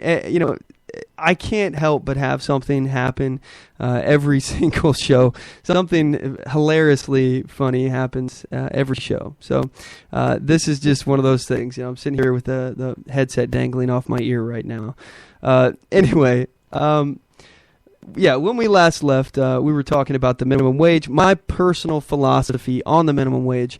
And if you guys want to join in on the conversation, give me your take on it, please feel free. The number to the show is 360-450-5625. Again, that's 360-450-5625. Or you can email the show at talk@onthemoveshow. I want to read some of the comments here that we've had about the conversations we've had. Lulu was referring to Chantix, and she said, Chantix is a perfect example. Have you heard anything bad about it? I can tell you many, many things from many, many people. FDA hasn't said a word. She's referring to the conversation we're having about the FDA, how, like I said, people can grease palms, drugs can get through that probably have no business being through, and the FDA approves it, and no big deal. We're all good to go. Chantix, I actually have heard quite a lot about Chantix. It's this drug that's meant to help people quit smoking. And, if you've ever taken Chantix, it really should be one of those advertisements that are like, do you like sleeping? Do you like having, no nightmares along those lines? then don't take Chantix. But if you enjoy nightmares and you don't enjoy sleeping normally, then take Chantix because it'll help you quit smoking. Or, all those kind of things. They're advertisements. Oh, if they gave the real effect of what it does, would be hilarious. I've heard people talking about how they sleepwalk on this stuff, how they have like nightmares when they're, they just sit up in their bed and their eyes are open, but they're still dreaming and hallucinating and things. This is another perfect example. As Lulu said, absolutely. FDA stamp of approval doesn't mean anything. It literally doesn't mean anything. It doesn't mean you're safe. It just means it got past the FDA. How many things do we hear about how, bad products are out there? We have an FDA, but we still have bad products that hurt people. To me, it's just nonsense. It's ridiculous. We don't need a nanny state telling us what we can and can't eat, just like I don't need the government telling me that I can't eat, a greasy burger, or I don't need them saying how big my big gulp can be. That was a real thing. They said what you could, the size of your Slurpee drink or big gulp drink in New York City or state. I can't remember if it was state or local law that happened there, but it's insane, completely asinine to think that the government can tell you what you can put into your body. The whole concept is insane. They have jurisdiction over your body. They can tell you what you can put into your body, what you can digest, consume. If they can do that, they can do anything. They can tell you anything at that point. They have jurisdiction over your body. They control your body. Obviously, they control everything. Then if they control every single citizen's body, what else is there? You don't have the freedom of speech if they control your body because, hey, you're using your body to talk. We control that. You don't have the right to bear arms because, hey, guess what? You got to carry it to bear it, and those arms belong to us. We control that body. These are the things that I have fundamental problems when you start extending these governmental powers over things. They can be interpreted by the Supreme Court differently. And last week we talked about the judicial review process. The Supreme Court, it just depends on what's in it for the court. It will depend on how they decide to interpret the Constitution. If they own your body, for example, if the government has 100% jurisdiction and you don't have a right to your body, all right, if they control that, well, who's to say that you have a right against unlawful search and seizure? You have a right to be secure in your person. Well, your person belongs to the government. Does that still apply? How will the Supreme Court interpret that? The thing is that what is written in the Constitution is not necessarily the way that things work. And I'm not saying that's the way it should be. No. I actually believe that the Constitution is the supreme law of the land. I don't believe that the Supreme Court has any additional power over the Constitution. How can, by the way, it's just a little phenomenon that happened here. How can a branch of government, we're referring to the judicial branch, how can a branch of government which was created by the United States Constitution, how can a branch that was created from a document supersede what is in the document? When they say that, I know the Constitution says this, but really, we can abridge this right in this circumstance because we interpret it this way, and so on and so forth. They got their power from the document. How can you do anything against the document that even gave you the power? Doesn't that make that power null and void?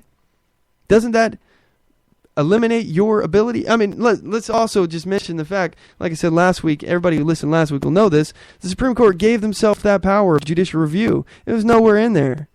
So, anyway, just something to think about. Little something to chew on here. Anyway, so I want to mention a few other comments here. I got a Twitter notification here. Mark on Twitter, he says, similar to minimum wage, the demise of unpaid interns falls along the same lines. I've given a lot of thought about unpaid interns, and I completely agree. I mean, this gives people a step in the door. for example, if I was looking for a career in radio, for example, all right, and I've actually been considering this. I've thought about it myself. You know, what would be cool if I could somehow do what I'm passionate about. You know, this show, talking to you guys. If I could somehow make a living off of this, you know, and end up on the terrestrial radio. You know, if I decided to one day work for a radio station as an unpaid intern, you know, give me the foot in the door to that station. You know, I'm choosing not to get paid. That would be my decision. I would get the experience. You know, and honestly, I'm an unpaid intern right now, guys. Nobody's paying me to do this. I am unpaid. So, you know, the only time that I make money is if you guys decide to, you know, click on advertisements or something on my YouTube channel, youtube.com/OnTheMoveShow. Or if you guys decide to buy something from our shop, and if you're on our website listening right now to the podcast, you can see the shop link right there. Feel free to click it. If you want to have some money go towards us, I'd appreciate it. But we don't make a whole lot of money. I just want to put it out there. The money that we have made has gone towards getting equipment and putting it back into the show. Like I said, I'm very proud of the things that we have accomplished here as far as our setup and things along those lines, coming from a guy who has no tech background. Like, I suck when it comes to technology. And I have taught myself, and through the help of many people who have helped me, you know, periodically along the way with, you know, one little thing here, one little thing there, I have taught myself essentially how to run a podcast in a very professional studio-like situation here. I mean, I got a mixer, I got several computers, I got a microphone. I mean, a real microphone, guys. Come on. It's kind of a big deal, right? So, anyway, you know, the point is that this is experience. And, you know, working for a company as an unpaid intern, that's experience. If you choose to gain that experience over gaining money, maybe it's worth it for you. You know, everybody has to make up these decisions. And it's up to the person, the individual, and the employer to decide if it's worth it. Is it worth hiring somebody to do work for free? Oh, yeah, probably. You know, maybe not, though. Who knows? It depends on the circumstance. Maybe it's not worth it. Is it worth doing these things for free to gain the experience, and maybe you get a leg up on the ladder? You get that experience that you can actually get a job in the field that you want that will pay you when you get done with your internship. I think internships are awesome. That's just me. I don't think that the government has any right whatsoever to get in the way of your right to contract, even if you're not getting paid. You know, you're doing it for a reason. People do things because it benefits them. Plain and simple. People do things because it benefits them. People don't just do stuff because they don't want to do it, but they do it anyway. If you don't want to do it, unless you have to, or you feel obligated in some way to do it, whether or not it's emotionally, or whether or not it's financially, or you're being coerced by the government to do it, if you don't want to do it, you will not do it. That's just the way people work. So, anyway, let's see here. Let's get into the conversation I was talking about before of how this minimum wage has backfired. We got about 12 minutes left in the program here.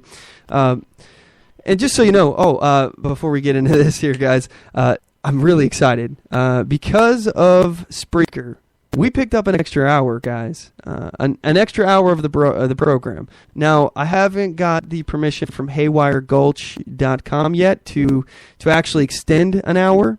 And I'm not going to do it every show, just so you know. We're going to do it every now and then. You know, you guys know how sometimes I get down to the end of it and I'm like, I'm trying to get stuff. I got a million things on my mind. I want to tell you guys, I want to talk to you guys about it, but we are out of time. All right, take care. You know, or some of you guys are calling in and it's right at the last second and I'm not able to get to it. No more. That's a thing of the past. All right. Spreaker gives us 3 hours. 3 hours. So we're going to have days where we're going to go into what's called overdrive, and it's going to be our third hour of the podcast. And I'm really excited about the third hour because it gives me more time. Like I said, I could do this show 5 hours a day. It's not a problem. I'm not reading off a script here, guys. Unless I'm reading an article or something like that. I'm just talking to you. I'm just me and you hanging out. All right, it's me and the Mack pack. So I'm really looking forward to this third hour, and we may go into it today. I haven't got permission from Haywire Gulch yet, so I'm not going to do that to them until I talk to them about it and see if it's okay. But we may go into an overdrive today, and if we do, it will be only on OnTheMoveShow.com or Spreaker.com/OnTheMoveShow. So if you want to continue listening to the overdrive hour, again, I'll let you know when we're doing it. But on top of that, unless I get the approval from Haywire Gulch, I'm not just going to do it there. So, anywho, let's talk about how this minimum wage has backfired. I think this is it's a hilarious twist. Hilarious. So, McDonald's. Some of you may have been to McDonald's recently. I don't know if it's happening in your area, but they've started actually putting kiosks in their restaurants, kiosks where you can build your own burger, okay?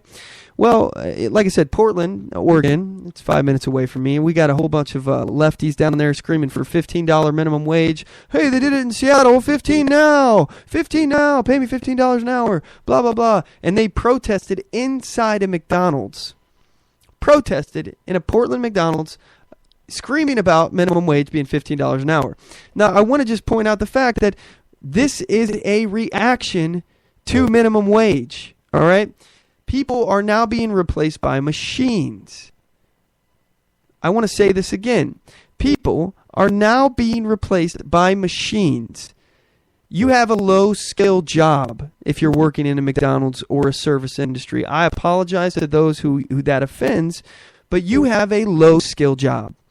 If your job is to write down an order or to punch it into a computer and then that order goes to somebody else to cook, your job doesn't require a ton of skill. And I'm not trying to offend you. What I am saying is that if you're shouting that you want more money than what the employer is willing to pay, that employer may just invest in a machine to replace you. We see now where there are these little swipe card things, where card readers where excuse me, people can use iPads and things along those lines. I mean, technology is getting freaking advanced now, guys. If you're not willing to work for a job for what the employer is willing to pay for, you may get replaced by a computer. And I got a clip here from a gentleman on YouTube. I don't know. It says GAERGS. I don't know if this is an actual, if this is his or if it's a repost or something. GAE space RGS McDonald's. Let's build your own burger. And this guy's commenting on this. And I'm gonna play the clip and then I'm gonna comment on his comments and relate this here. So here we go. Screen-based build-your-own burger option in 2,000 of its U.S. stores. You see, McDonald's is in monetary trouble, for McDonald's anyway, with revenues falling 12.9% since 2011. The fact is, people are kind of over McDonald's. Shocker? No? Can I continue? Yes. According to old people, young people have spoiled mouths. We like actual flavor in our food that doesn't fall under the vague grease umbrella. We want the guacamoles and the spicy salsas and the organic amizza. Basically, we just want Chipotle. We like Chipotle a lot. Just go to Chipotle instead. Okay, so let's point out something here, kind of interesting that I would just like to let you guys in on. Chipotle is actually owned by McDonald's. This guy is bashing McDonald's and how crappy McDonald's is, but Chipotle is owned by McDonald's. So he's bashing the company and praising the company. You see how this works? And by the way, I get the feeling based on this guy that he is a lefty kind of guy. I'm just getting the vibe from it. Let's let him keep going.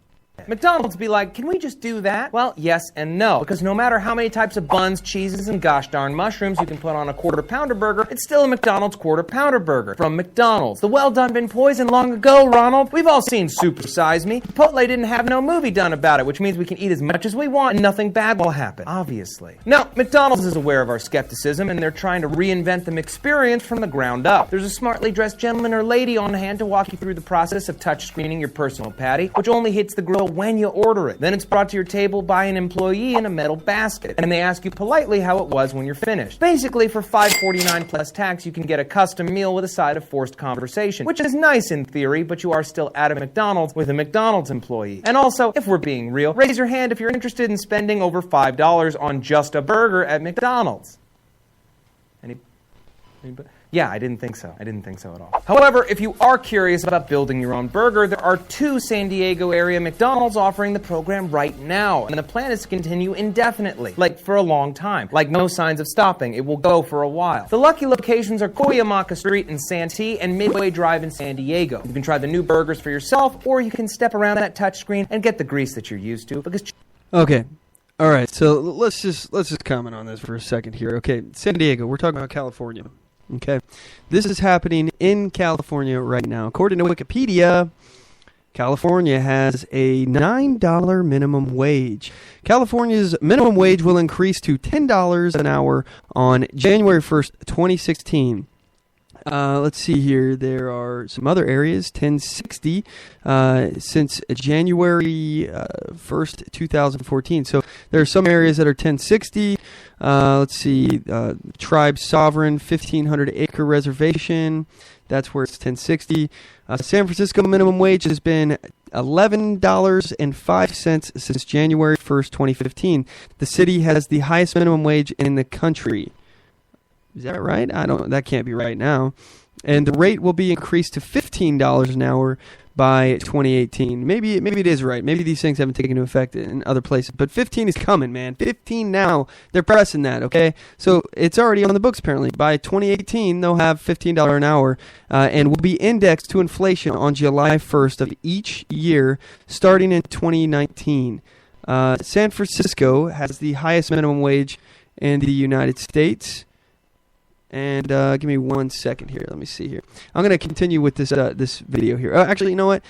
What we'll do is we're going to cut to another video. I always talk about Milton Friedman. He's a economist. He talks about minimum wage all the time. I got a clip here from Milton Friedman. I want to play this for you and let you guys hear it from the great one, Milton Friedman. This is his take on minimum wage. Because the fact is that the programs that are labeled as being for the poor, for the needy, almost always have effects exactly the opposite of those which their well-intentioned sponsors intend them to have. As an example, what are you referring to? Let me give you a very simple example. Take the minimum wage law. It's well-meaning sponsors. There are always in these cases 2 groups of sponsors. There are the well-meaning sponsors, and there are the special interests who are using the well-meaning sponsors as front men.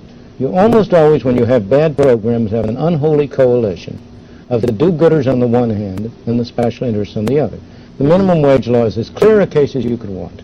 The special interests are, of course, the trade unions, the monopolistic craft trade unions in particular. The do-gooders believe that by passing a law saying that nobody shall get less than $2 an hour or $2.50 an hour or whatever the minimum wage is, you are helping poor people who need the money. You are doing nothing of the kind. What you are doing is to assure that people whose skills are not sufficient to justify that kind of a wage will be unemployed. It is no accident that the teenage unemployment rate, the unemployment rate among teenagers in this country, is over twice as high as the overall unemployment rate. It's no accident that that was not always the case. Until the 1950s, when the minimum wage rate was raised very drastically, very quickly, teenage unemployment was higher than ordinary unemployment because, of course, the teenagers are the ones who are just coming into the labor market. They're searching and finding jobs, and it's understandable that on the average they would have be unemployed more. But it was nothing like the extraordinary level it has now reached. It's close to 20%. Why? Because the minimum wage law is most properly described as a law saying employers must discriminate against people who have low skills. That's what the law says. The law says here's a man who has a skill which would justify a wage rate of $1.50, $2 an hour. You may not employ him. It's illegal because you have to. If you employ him, you have to pay him $2.50. Well, what's the result? To employ him at $2.50 is to engage in charity. Now, there's nothing wrong with charity. But most employers are not in a position where they can engage in that kind of charity. Thus, the consequences of minimum wage rates have been almost wholly bad, to increase unemployment and to increase poverty. Moreover, the effects have been concentrated on the groups that the do-gooders would most like to help. The people who have been hurt most by minimum wage laws are the blacks. I have often said that the most anti-Negro law on the books of this land is the minimum wage rate. And so I think the real answer to your question is that you must not judge a bottle solely by its label. You have to look at what's inside and see what the law or the measure produces. All right, guys. So if you're on Haywire right now, we're going to be ending the program, and we're going to extend into the overdrive here on Spreaker just a little bit. So for those of you listening on HaywireGulch.com right now, if you are wanting to actually listen to the rest of the program, feel free to head on over to OnTheMoveShow.com and turn on the play button on the top of the web player there at the very top of the site. Anyway, for those of you on there, we'll talk to you later. And for everyone else, I'll see you on the other side of this commercial break. We'll be right back.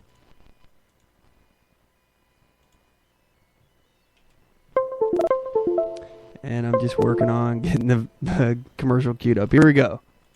Oath Keepers is a nonpartisan association of current active duty military, reserve, guard, veterans, peace officers, and firefighters who will fulfill the oath we swore, with the support of like-minded citizens who take an oath to stand with us, to support and defend the Constitution against all enemies, foreign and domestic. So help us God. Join us at oathkeepers.org.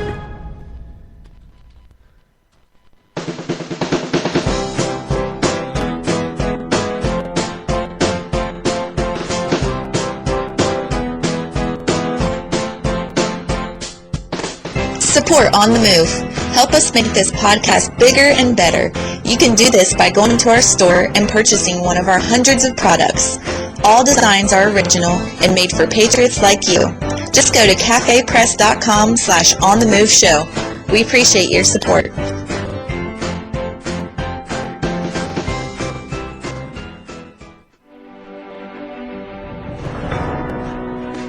Hi, I'm Latasha Worley, and I work with candidates to creatively and effectively communicate their message to voters. I offer professional graphic design services, from yard signs to flyers, from logos to vehicle magnets. Email me today at latashaworley@gmail.com. That's LATOSHA Worley@gmail.com for a quote on items for your campaign.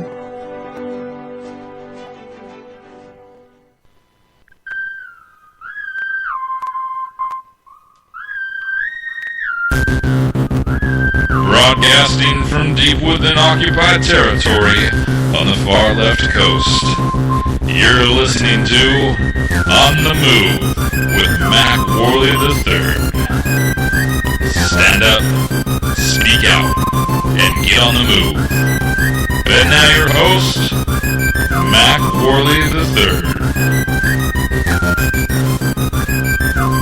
And we are into overdrive right now.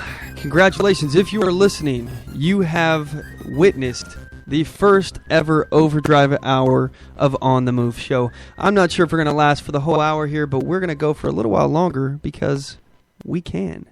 Yes, we can. Yes, we can. Yes, we can.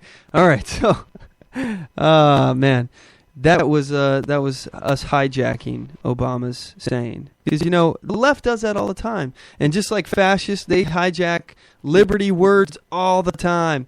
Fascists always love to enjoy the word of freedom, even though they don't agree with it or believe in it.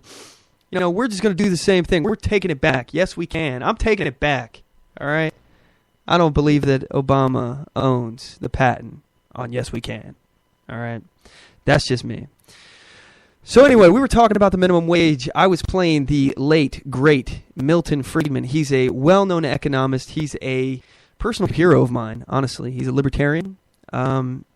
Man, this guy had his head on straight. So if you don't know a whole lot about Milton Friedman, check him out. And that's not Freeman, that's Friedman, like fried man. really had his head on right, man. This guy understood, and he's taught me so much through YouTube, and really helped me, fine tune my philosophy. Really, I mean, this guy had a whole lot to say on a whole lot of different issues. So. Anyway, we were talking about the minimum wage, and like he said, it forces the employer to discriminate, to be discriminatory. And not only does it force them, but it encourages them through, like I said, the example earlier where a woman is not able to compete by lowering her wage if she's trying to get a job from a sexist employer, okay? So she's not able to offer to work for less benefits, work harder, have more responsibility. She's not allowed to do all this. She has to argue the same wages, the same benefits. Otherwise, it's illegal. That decision is illegal, even though she's made that choice. It's just like people in sweatshops. They are choosing to work there. As long as it's voluntary. Now, if we're talking about human trafficking, slavery, indentured servitude, don't agree with that. I think that's abhorrent. I don't think that people should have their freedom stripped from them. But when we're talking about people getting paid money to do a job, and they choose voluntarily to work in that job, I think that the government has absolutely no right to get involved, and when they do, they end up hurting the people that they're trying to help. They put people out of work. They make it so that the employee now is unemployed or now making less money because they're not getting as many hours. They also price people out of the market. If I'm a young person, actually, let's give a sweet example here. I love this example. I use it all the time here. But if I'm an employer, and this actually falls into the conversation of the free education, all right, the free college, all right. So imagine these things are all going on simultaneously. There's $15 minimum wage, $15, and now there's free college. So people are being encouraged to go to college. So now the market is being flooded with people who have these 2-year degrees, okay? All right, so now you're trying to get a job. Let's say you decided to not go get that 2-year degree. You didn't want to do it. You said, hey, college isn't for me. Well, now the market is flooded with people who have 2 years degrees, so you're less marketable compared to those people. All right. In addition, let's say you didn't have any work experience. You just got out of high school, and now you're trying to get a job. You're fresh out of high school, and you're trying to go get a job. Well, an employer's looking at you. Well, you don't have any experience. I'm going to have to pay you $15 an hour. That's more than you're worth. Everyone out here in the market seems to have an associate's degree or higher. You don't even have that. No, I'm not going to hire you. I can't offer to pay you less to do the job. So what I'm going to do is I'm going to hire one of these more qualified candidates who have more experience than you, and they have more education than you. And it's going to be impossible for you to get your first step on that ladder of success. You're not going to get it. What this kind of stuff does is essentially kick the ladder out from underneath the people. Those of us who have education, those of us who have experience, we're going to have a leg up on everyone else. And, essentially, as a white man, if you're talking about, because just so you guys know, I don't want to startle you or anything, but I'm a white man. So, and many of you, I know that guy's white. What? No, I'm just kidding. I know you guys know probably who I am by now. So, anyway, as a white man, I guess I should be in support of the minimum wage. If I was a bigot and I wanted to kick the ladder out from underneath everyone else, I would be, heck yeah, minimum wage. You're making my life easier, but no, I don't think it's fair. I don't think it is fair. When the government gets involved and they try to make things fair, they make things unfair. They do it in taxes. They do it in the minimum wage. They do it with the FDA. They do it with every aspect of every single program that they ever get involved in ever. And I am saying ever a lot. I understand, but they do. It is fact that the programs that they create to help certain groups of people end up hurting those groups of people the worst. Government is full of fraud, waste, and abuse. I've given you my examples in the past. I will just say that I have witnessed firsthand how the government wastes money being in the military. The government has a very bad way. Anybody who would understand just common sense, and I hate using that word because the left steals it all the time, but anybody who understands people, just the way people work, human psychology, I guess a basic understanding of human psychology, would understand that the way that they do their budgets is idiotic, to say the least. Right now, if you're in the military and in the government, they have a yearly fiscal budget. And the way that works is the government will have, at the end of the year, I believe, if I'm remembering correctly, October is the end of the fiscal year. If I'm remembering correctly, it's been a while. I'm sorry now. I've been out of the military for a couple of years now. So, but at the end of the year, when they know that they're getting close to the end of the fiscal year, they freak out and they're like, hey, we got money left over. If you're lucky enough to be in a department that has money left over, because you have a certain amount of money that you're allocated. So let's say you have, $100,000 or something to your department that you're allocated, and you have, let's say, $45,000 left over. You've only spent $55,000 of those dollars. Well, here's the thing: when that budget comes around again next year, during the beginning of that new fiscal year, if you haven't used all of that money, if you haven't used $100,000 of that money, they're going to assume that you do not need that amount of money again next year. And that very well may be true. You may not need it, but I want to ask you about human psychology here for a second. And I'm not a human psychology major. I'm not.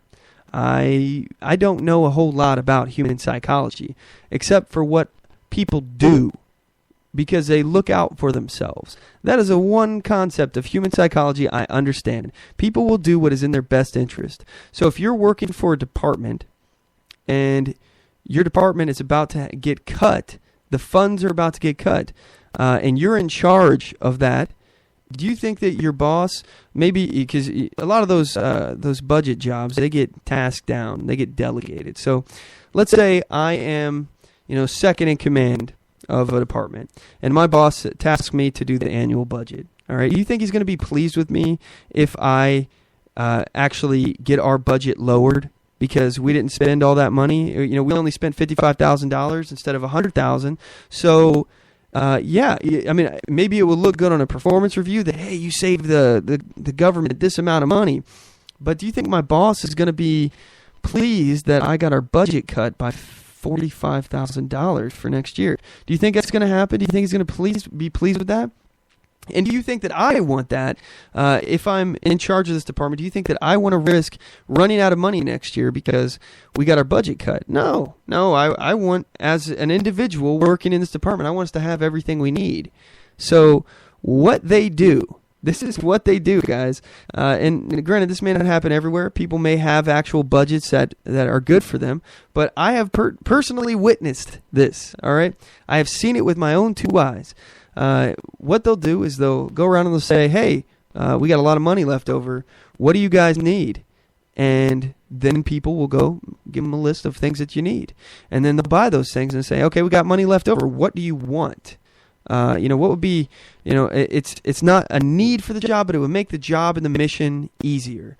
Okay, well, here's another list. You give them that list. They say, oh, well, we still got money left over. We got a lot of money left over. At this point, what would be, like, just cool to have? They may get stuff that's cool to have. And then if there is any money left over, I've seen this with my own two eyes, people. They will buy big screen TVs. Big screen TVs, and they'll put them up on a wall in a spot where a sign used to be, where it said, go this way for that place. Now it'll be a slideshow, go this way for that place. And it'll have other information, news, things about what's going on in the squadron. I was in the Air Force. Many of you may know that by now, security forces. It seems to me that there is a real problem with the budgeting process in the military, in the government. Now, I'm not saying that the Army and the Marines and the Navy and the Coast Guard and everybody else in between, I'm not saying that they do things the same way, and I'm not even disparaging necessarily the Air Force. But I know within my group that I was a part of, I saw it. I saw big screen TVs in places where a sign could have been put. And they just put them all over because they're trying to spend money And I saw them come up to people and asking them, hey, what do you guys need? What do you want? All right, big screen TVs, and they just buy a crap load of these. And these things are so ridiculously expensive. So ridiculously expensive because they have to be bought through specific contractors that, again, backroom deals, somebody greasing somebody's palm to be the exclusive contractor for this big screen TV that should cost $3,000 in the civilian market, but in the military buying market, it costs $10,000. This is the stuff that is ridiculous. It's absurd, and that for me, I think that our government has a spending problem. We do not have an income problem. This government has collected more money last year in taxes than they ever have in the history of this government. Ever. But yet we're $18 trillion in debt. What is our problem? It's not an income problem. It's a spending problem. It's just like if I had, let's say, a $50,000 a year job, and I'm spending $100,000 a year. All right. Obviously, I have a deficit of $50,000. That's pretty easy to do some math there, okay? I'm spending $50,000 more a year than what I'm making. That's a spending problem, and you can't spend yourself out of that debt. If I spend, instead of just $100,000, if I spend $500,000, that doesn't mean that I'm going to spend my way out of debt. That means that I'm going to be in more debt. I'm going to have more problems. Instead of being in deficit $50,000, now I'm in debt $450,000. That's the way it works. But for some reason, the left, they just do not understand that concept, that you cannot spend your way out of debt. You just can't. It's not possible. Anyway, guys, that's I think it's going to wrap it up. I want to tie in some other things here, but my throat is starting to go out on me here. I can feel my windpipe closing up on me here. So, with that said, I sure do appreciate you guys tuning in. And for those of you who came over from HaywireGulch.com, I appreciate it. And for those of you who've been with us from the beginning and you're now on Spreaker with us, thank you. If you made it this far, I would really appreciate it if you would follow us on Spreaker. That way I know who all's out there and you can get updates of everything. I'm curious what kind of reach we're having here on Spreaker because I wasn't really satisfied with Blog Talk. So if you could follow us on that, I would greatly appreciate your time and energy spent doing that. And in addition to that, if you can check us out on our website, OnTheMoveShow.com. You can like us on Facebook, OnTheMoveShow, or Facebook.com/OnTheMoveShow. Subscribe to our YouTube, YouTube.com/OnTheMoveShow. And follow us on Twitter, Twitter.com/OnTheMoveShow. Which, by the way, if you guys if you don't have a Twitter account, you should really get one. That's a great way to interact with the show. I've really enjoyed the conversations I've had with people on that, and I think that's a great networking tool. I'm looking forward to talking to you guys on there. So again, it's Twitter.com/OnTheMoveShow. And with that said, we're going to go ahead and wrap things up, guys. Thanks so much, and thank you guys. You guys are the reason why we do this show.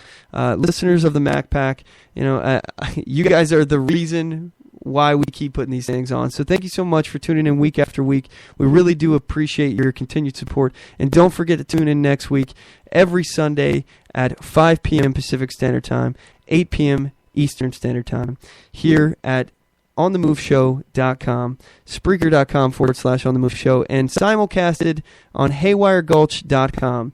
And with that said, guys, as always, know your rights, assert your rights, and get on the move.